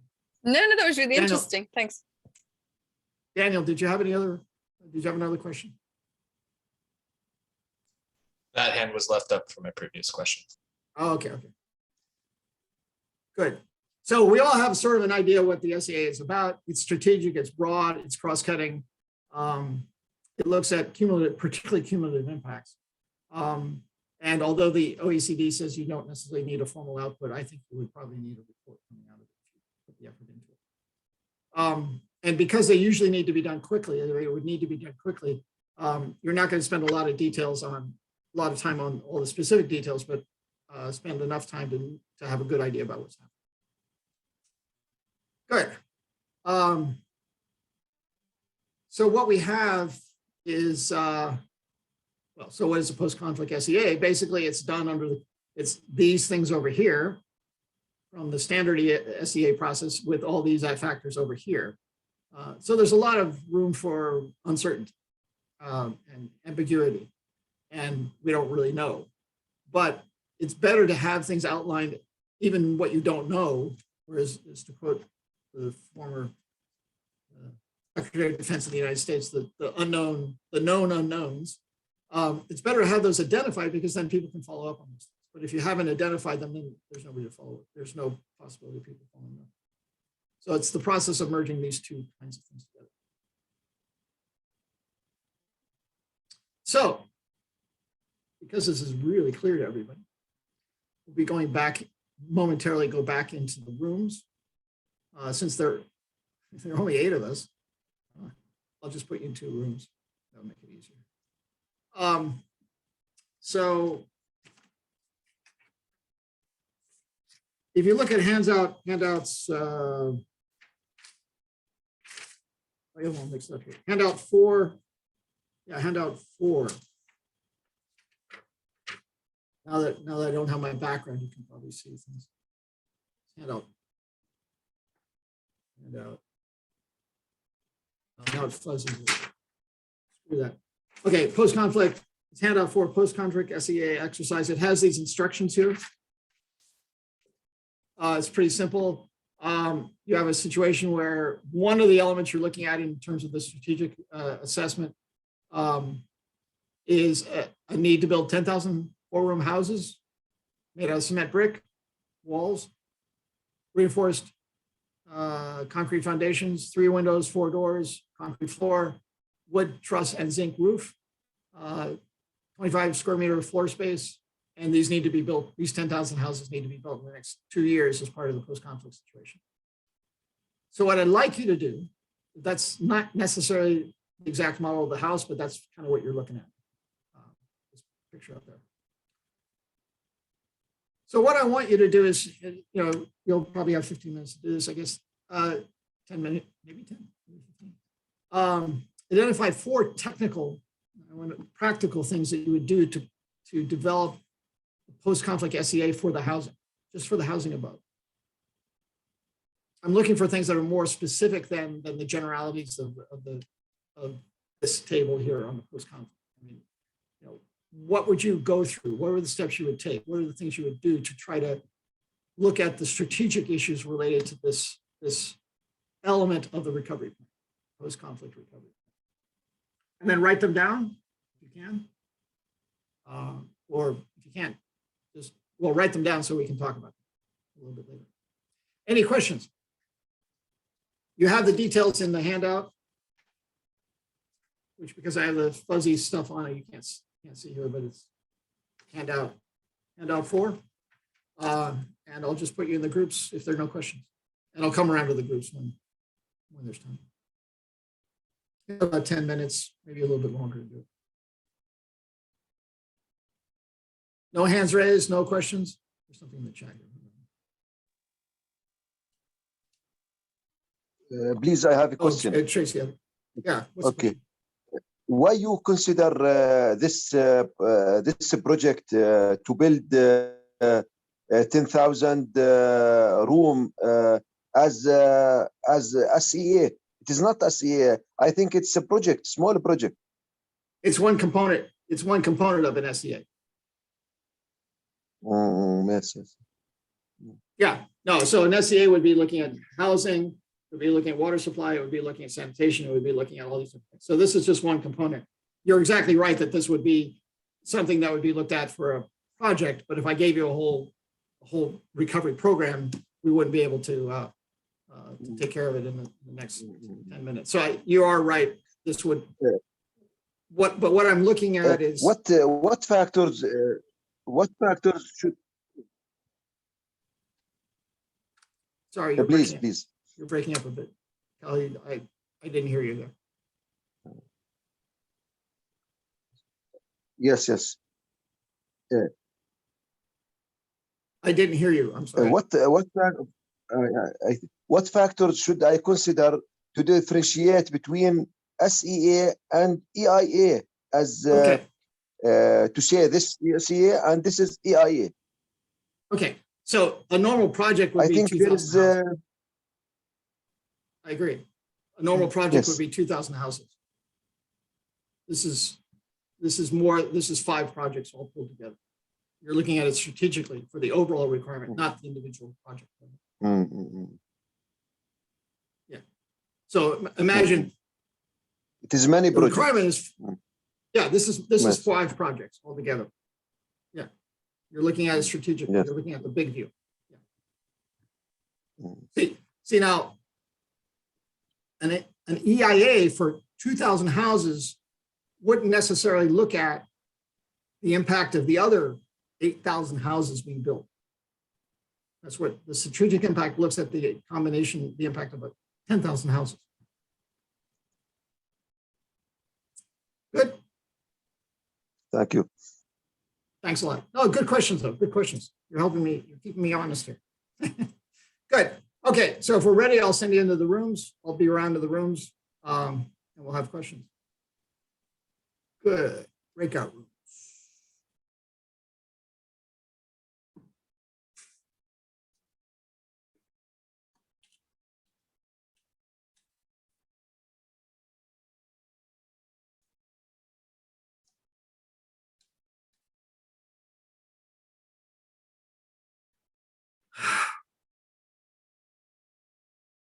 Well, folks, it seems that my screen share is not working.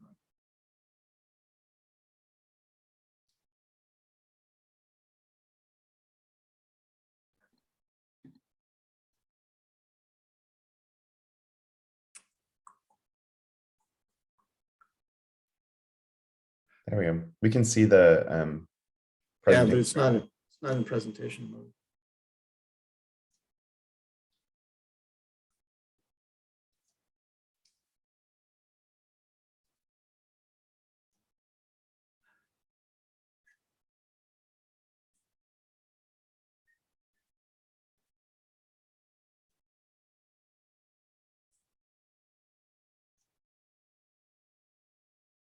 Too many screens open, sorry.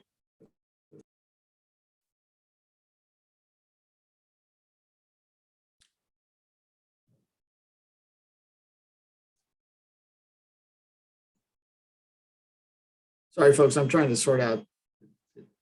The screen share doesn't want to show the correct screen.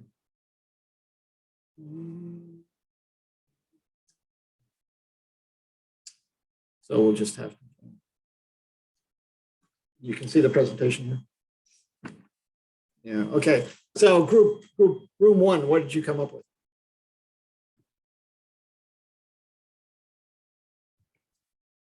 Hi, again, this is Tracy. I seem to be the scribe for this group. We spoke We can't see about, anything if you don't. We can't see anything if you don't have your picture turned on. I didn't write any. I mean, I'm just talking. I'm going to. Okay. Oh, sorry. Okay. Are we still like? So 4 technical, practical things we need to do. One is to look at the appropriateness of the materials. And number 2, in complement, look at the site selection and whether the site selection is appropriate to the materials selected or vice versa. Also the site selection with respect to access to drinking water, site stability, location relative to markets and transports. Number 3 is to look at the potential adverse environmental impacts of the construction itself: dust, water runoff, wastewater runoff, noise, construction material waste, the transports of the materials. And number 4, to take a look at the occupational health and safety issues associated with the construction. Over. Good. That sounds very similar to other things I've heard. Good. Who's next? Karen. Hi. Yeah, so I think I was slightly different, but there's some overlap.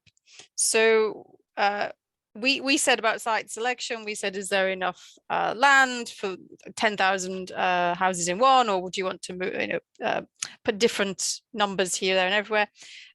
We talked, so breaking it up, we talked about things like water supply and obviously sanitation that goes with that for the houses. Well, nearby facilities for that, as well as things like the grid or energy supply. How are these houses going to be supplied with electricity or similar? We talked about the need for, well, we talked about the things like topography, is this a mountainous area, those sorts of physical issues, which I think are more broader, so they may be not as specific as you were asking for. We thought about things like weather concerns, not too close to the coast, not on a peat bog or anything like that. Then we talked about the need for things like roads, schools, health, and proximity to jobs and the like. Good, you're all right. Check. Yeah, it's like about 100% on this, which is worth 100%. These are all issues that you would be incorporating into an SEA, but at a strategic level, not at a project level. So you would raise questions about, for instance, dust from roads, but you wouldn't worry about the detail of which roads. Maybe there's a question of how many roads, has anybody thought about this? What are the measures? Unfortunately, the one thing I have to note now is because I've gone back and forth from screen sharing to rooms and back around, my computer is now not allowing me to use the projection aspect, the projection option for PowerPoint. So you're just going to see the PowerPoint slides, but there won't be any projection, which I hope you can see right now, right? Tracy, raise your, can you see it? Can you see the PowerPoint? Good, okay. So from my perspective, when I was looking at this, there's some possible answers that you could, or more or less questions. So you could calculate the volumes of materials used. We have the specifications for the houses. We can ask an engineer to come up with how many cubic meters of sand and water and gravel and cement and wood and zinc roofing, and all the volume of materials. And then you could identify where those materials come from. How many sand borrow pits are there in the area? And then look at whether those sources, natural resources, are sufficient to meet the demand of reconstruction. And in a lot of places, we find that there's a mismatch there, that there's a lot more demand for natural resources, which means more borrow pits will need to be opened up, more land will need to be accessed to harvest wood or whatever the case may be. So it's, in this sense, we're looking at just really big numbers, but matching whether the requirements for the 10,000 houses is equaling the resources that could be available for that effort. As you've all highlighted, assess whether the houses would be constructed in appropriate locations, the safe, accessible, service available. One of the issues here that we've seen in some urban situations of Port-au-Prince, Haiti, was when the housing area, the new housing area, was some distance from Port-au-Prince where most people got their living. And so it was going to be a problem because people would be willing to build a house, but they wouldn't live in it, because they'd have to come back to the city, and they couldn't, the taxi ride to the housing area back to the city was more than the money they could earn in a day. So people wouldn't move to the new housing areas, even if they had new houses. So that's a social issue that needs to be looked into. It's an economic and social issue that can be looked into. But that's the kind of thing you want to ask about at the strategic level. Do the people like the houses? That's an easy one. You like this house? What we saw in Indonesia after the tsunami was that people didn't like wood houses. They wanted concrete block, cement block houses. And there was a lot of tension about that kind of issue. That it comes up a lot. People won't necessarily move into houses they don't like. And if you really want to get into things, and there are ways of doing this, you can calculate the carbon dioxide equivalent footprint, the carbon footprint or the environmental impact of the housing process, how much it's going to generate. And then you could raise questions about what options are there to reduce that carbon footprint. So the answers you came up with were good. They're all the kinds of things you want to look at. I had a little bit more detailed answers here because I've been thinking about this beforehand. But these are the kinds of issues you want to look at as strategic. Good, any questions? So in summary, it was easy, not that hard.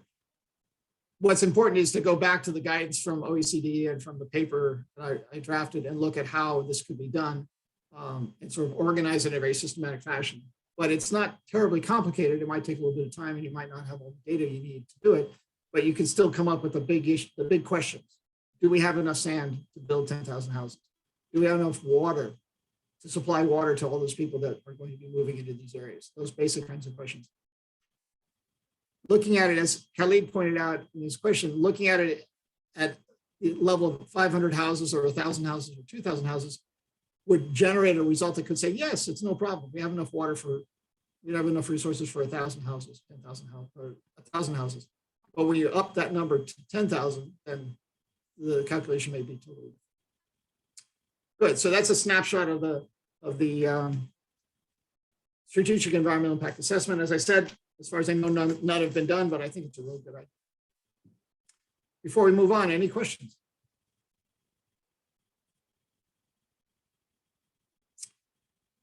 Good. Okay.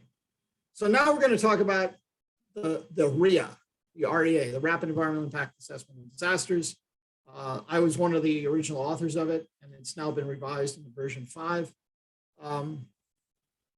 It's more detailed than the SEA, but it's not the project necessarily at project level. It's slightly between the strategic view and it's an operational look at the project level. It has two main components, looks at the organizational aspects and the community aspect of the affected populations. And this is a bit unique because it balances the two views. It says the outside assistance providers think these are issues and the affected population think these are issues. Brings those two sets of views together. Most assessments say that they do that, but in the REA, it's actually two separate components to the same assessment. It looks at the post-disaster context. Because immediately after a disaster or a conflict, hard numbers are often hard to come by. It's based on perceptions. What do people think are the issues? Now, there are two reasons for this. One is you can always change your views and change your report, but the other is that people take action based on their perceptions. So if I think that the water is polluted with mercury from a collapsed gold mine, I'm going to be worried about the water, whether the test tells me it's safe or not. So the perceptions are very important, particularly as people try to reestablish their lives. It doesn't require experts. It can be done by one person, but it's better done by a group of people. Sorry, Charles, can I interrupt? Sorry. Please. We're still seeing the post-conflict SEA slide, number 29. I'm wondering if you're talking to a different slide. I'm talking to a totally different slide. Okay. Sorry, it's still on the last one, number 29. Sorry. And okay, let's try to do this.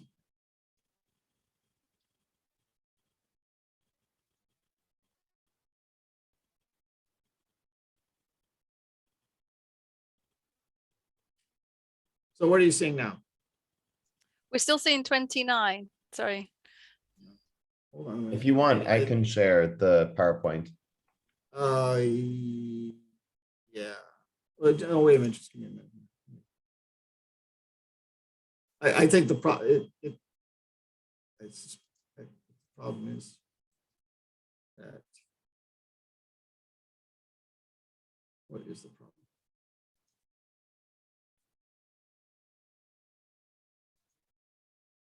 Good for correcting me. Otherwise, I was really sounding like an idiot. That's okay. I'm an academic, so I've been using this No, thousands of times. It looked okay to me.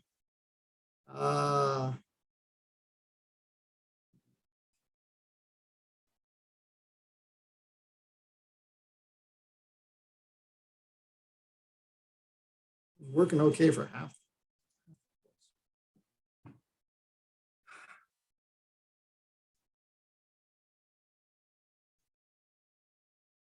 No, it's still doing the same thing. Yeah, Peter, you need to do it. Just show it. The fact is, it looks like I'd probably have to restart my computer to get it back to where it was supposed to be. It's not. It's going to be a waste of time.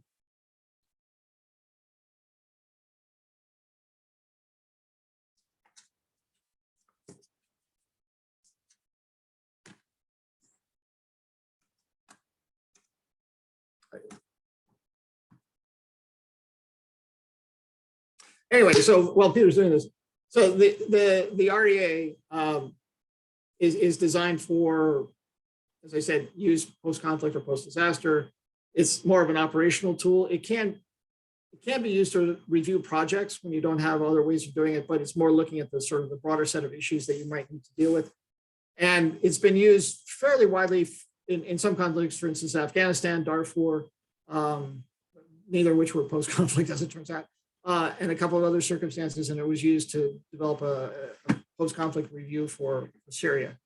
So it is not commonly, it's not widely used, I have to say, partly because a lot of organizations don't really focus on looking at environmental issues before they get going. Here we have something that looks good. But I think I wanted to give you an example of a broad tool that could be used for that purpose. Okay. You've seen all these, good, yeah. Oh yeah, the guy with the hand there. Keep going. Unfortunately, I set it up so there were a lot of click on slide things, and so we're just going to have to deal with that. Oh yeah. Okay, keep going. Oh, okay, next. Keep going, keep going. We're getting there, we're getting there. You guys know all this already, so it's cool. Okay, next. There we have it. Click, click, click. Yeah. So this is what I was saying before it sounded like I was an idiot. I said all this, so you can see now.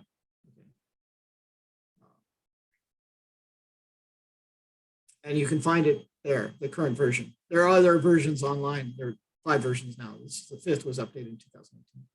And most of the update was just incorporating incorporating climate change and some other things. Good. Click, click, click, click. Let me just go through these. Okay. As I said, it looks at the outside assistance and the disaster survivors. It is relatively comprehensive. It includes quite a lot of questions. As a matter of fact, people have raised objections about so many questions, but it's relatively quick to do operationally. You can take out certain components of it. For instance, there's one that looks at whether humanitarian assistance is meeting the basic needs of the population, and that can be actually used as a standalone screening tool. So there are things like that. And the final point, of course, is that because accurate data is usually not available, the REA uses the best available information. We recognize that we're not going to be perfect in our assessment, but we use the best available. And this is in line with the humanitarian tool of what we call the good enough approach. And as I said before, perceptions are what drive people, not necessarily facts. And so knowing what their perceptions are and what people perceive as the problems is often a very important part of understanding. And the other thing is something that we'll talk about, we'll go through now. That's the REA, that's the overall, has components you can look at, but online. But right now I want to just focus on one element, which is LWE. Next slide, please. Hold, don't click on anything yet. So now we go to the pictures.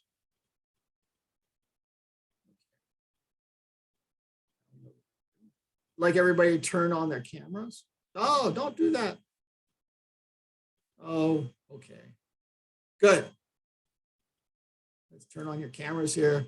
Okay, so what I want you to do, those of us who are still here. So LWE, what does it mean? How many people think it means like wild events? Raise your hand. No, okay, click on that. Just click. Good. Okay, how many think it's where do I write this down? Looks well enough. LWE means looks well enough. Click. No. Click. Good. Okay, it doesn't mean looks well. It doesn't look like, what about well's enough? Anybody have any votes for that? Okay, click. Oh, that one's not any good either. How about, let's see what's next. What is it not? That doesn't look well. Okay, so we got look well, our escargot, locally witnessed events, or life, welfare, environment. What do you guys think? Okay, click. It wasn't wild escargot. I know everybody was ready for that one. Okay, is it locally witnessed events or life, welfare, and environment? Nah. It's life, welfare, and environment. LWE means life, welfare, and environment. Next slide, please.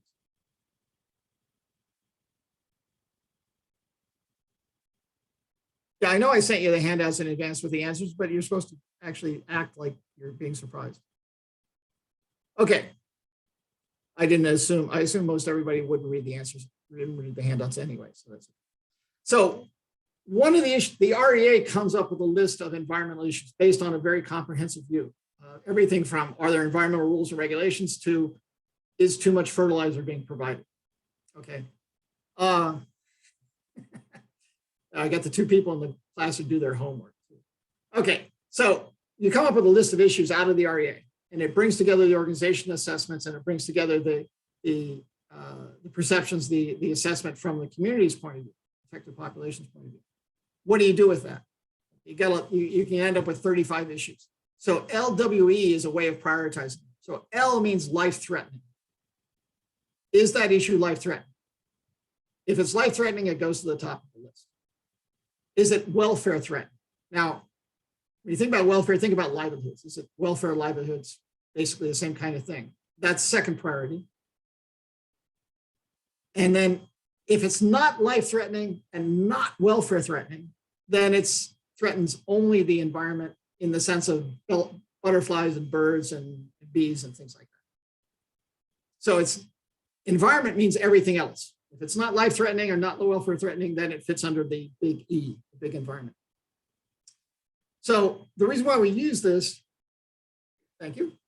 The reason why we use this is we want to figure out what are the issues we need to deal with, because we can end up with 20 or 30 issues or 40 issues once we do the assessment, but we don't have a lot of time to go out and find more information. We just have to base our decisions on what we know, what we understand.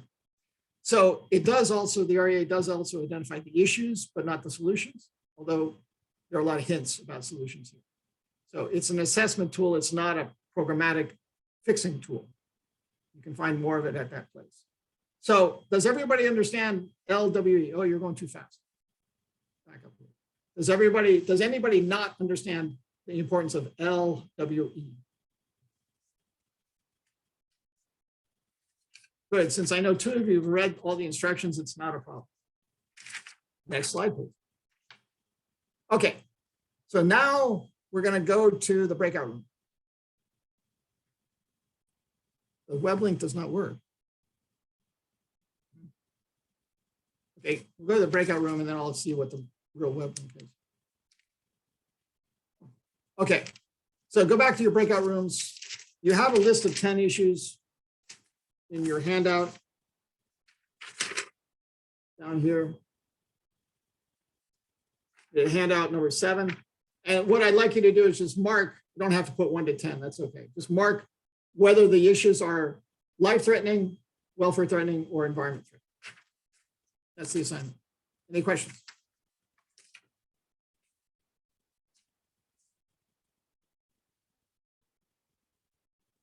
Oh,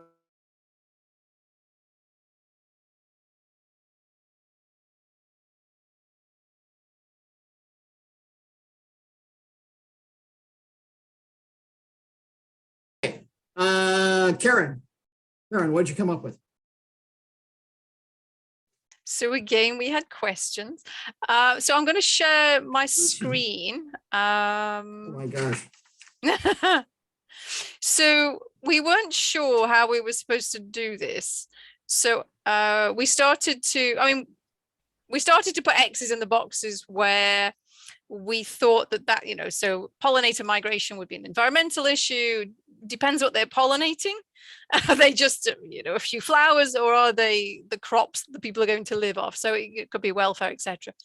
Then with only 3 minutes, I started to rank in the life column. So yeah, I just wasn't clear on what exactly we were supposed to be doing, I'm afraid.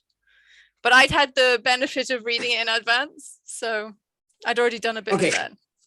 So there are 2 things that come out of this, and these are actually these are lessons that we have from the REA, because I did this very compressed. One is to make sure that everybody understands the metric that we're using. Okay, so the instruction said put 1 to 10, but I told you just to check the boxes. So that's obviously an issue that comes up. The point is that, well, okay, let's go to the next group. Tracy, okay. you got Let me just- something?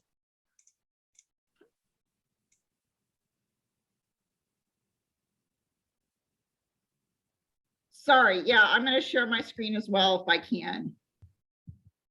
I'm so envious that you can actually.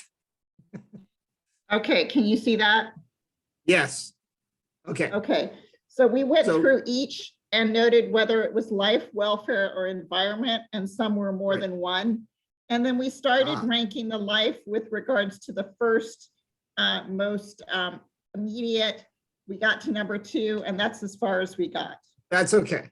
So, and this is not a right or wrong thing. So what Tracy did, her team did, or room 1 or what room 2 was, is exactly what I was asking for. Okay. So just whether it's environment or thing. So this allows us to say we have 1, 2, 3, 4, 5 life-threatening issues. Okay. Then you would say is a cyclone approaching greater than water running out in 5 days. So they said, yes, cyclone is a greater threat than water running out in 5 days because cyclones usually arrive, warning usually is less than 5 days in advance.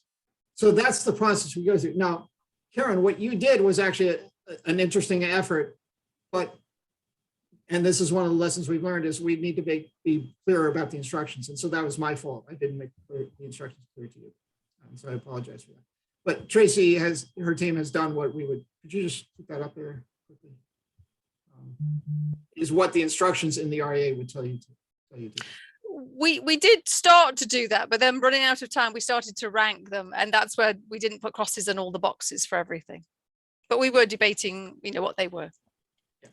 Now, the other thing is, and just quickly, because we don't have a lot of time left, if you ever do this, if you happen to do this, one thing that will happen is that one group will intellectualize and another group, usually if they're just 2 groups, this happens as well, will just say, tell me what to do and I'll do it. And it's a peculiarity we have never been able to explain. But for instance, we did this once in Guatemala, and one group just sat down and did it without asking any questions, and the other group was asking all sorts of questions, and we have no reason why. But so some people will want to know more details and more background information, and others will just accept what they see.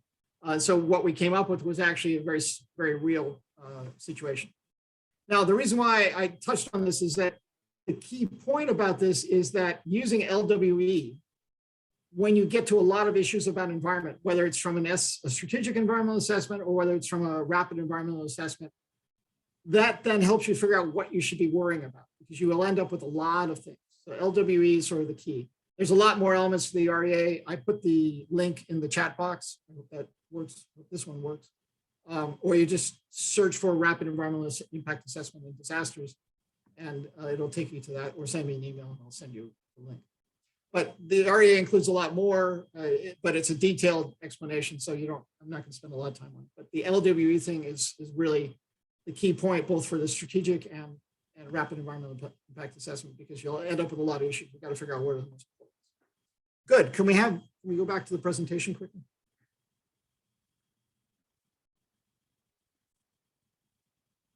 Go on down.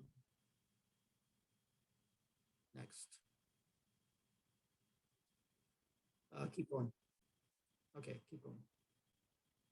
Okay, so in the final few minutes of the course, what we're going to talk about is another tool. This is the 3rd tool, and this is the NEAT, the Nexus Environmental Assessment, or NEAT Plus. It looks at things going on within a project, day to day, during the implementation of the project.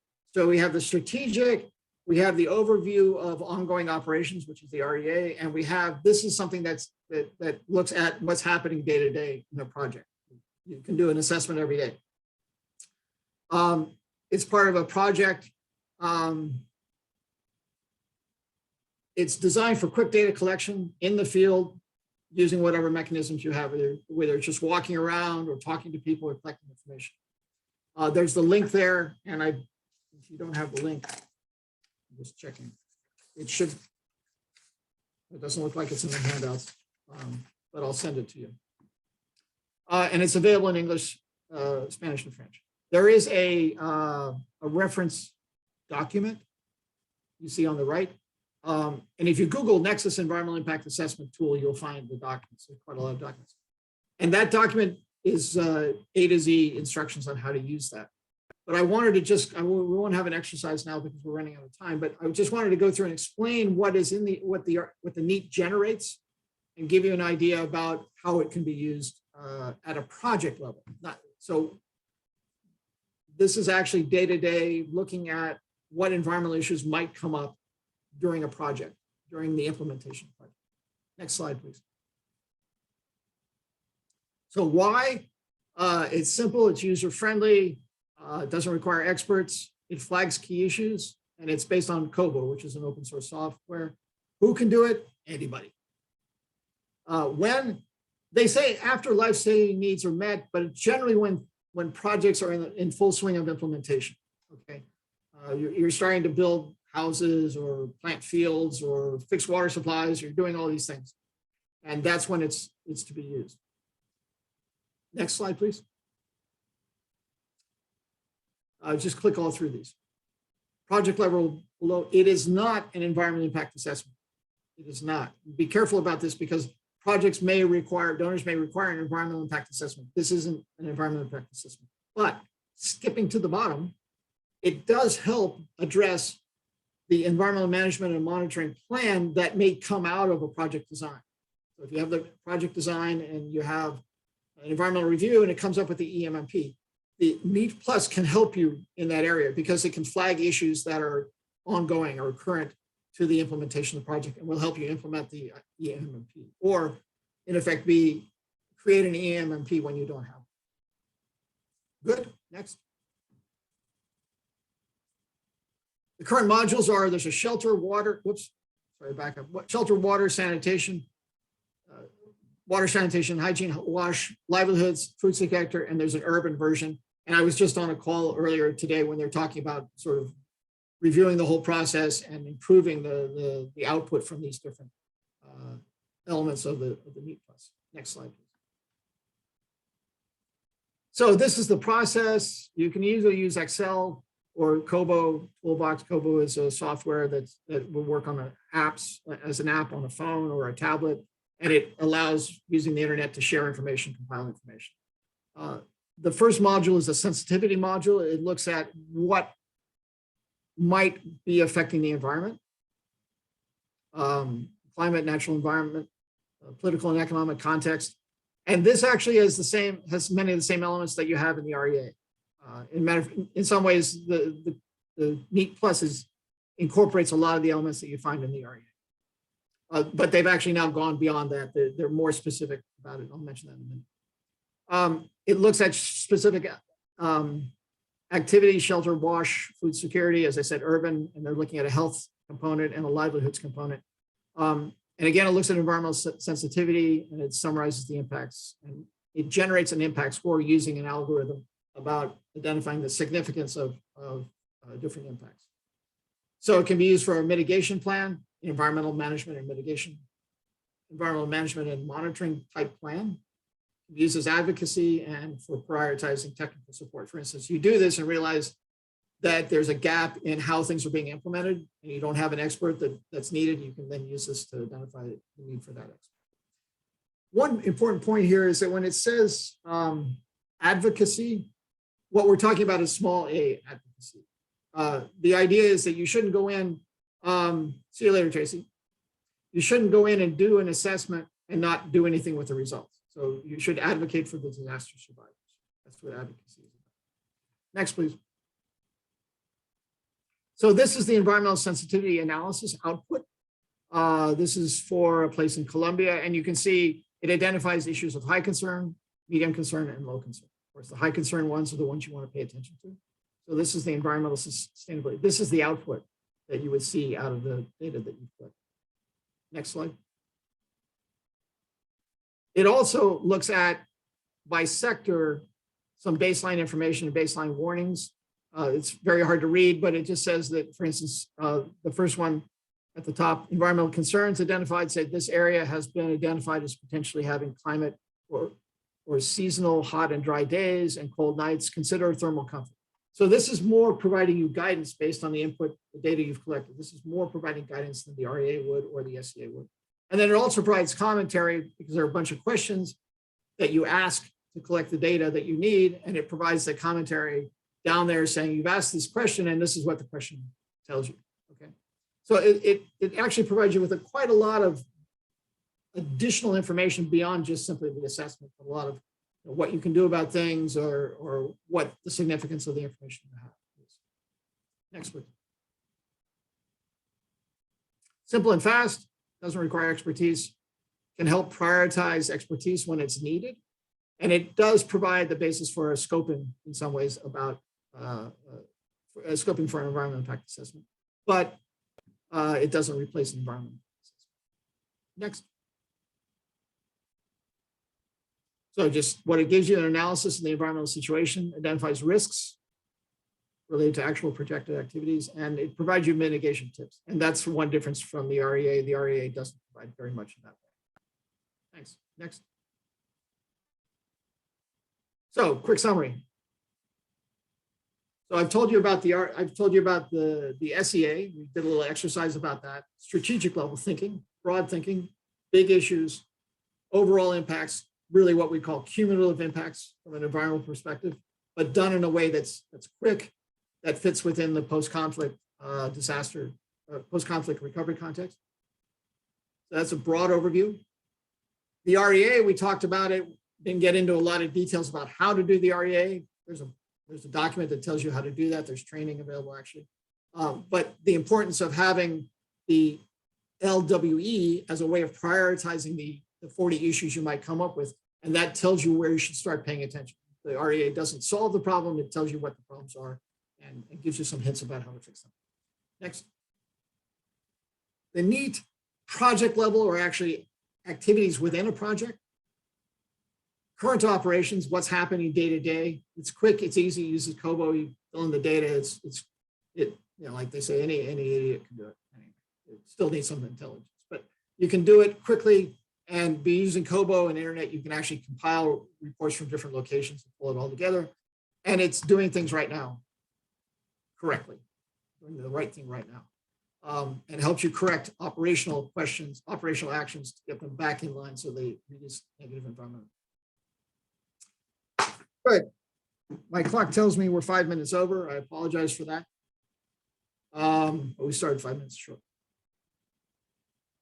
Are there any questions?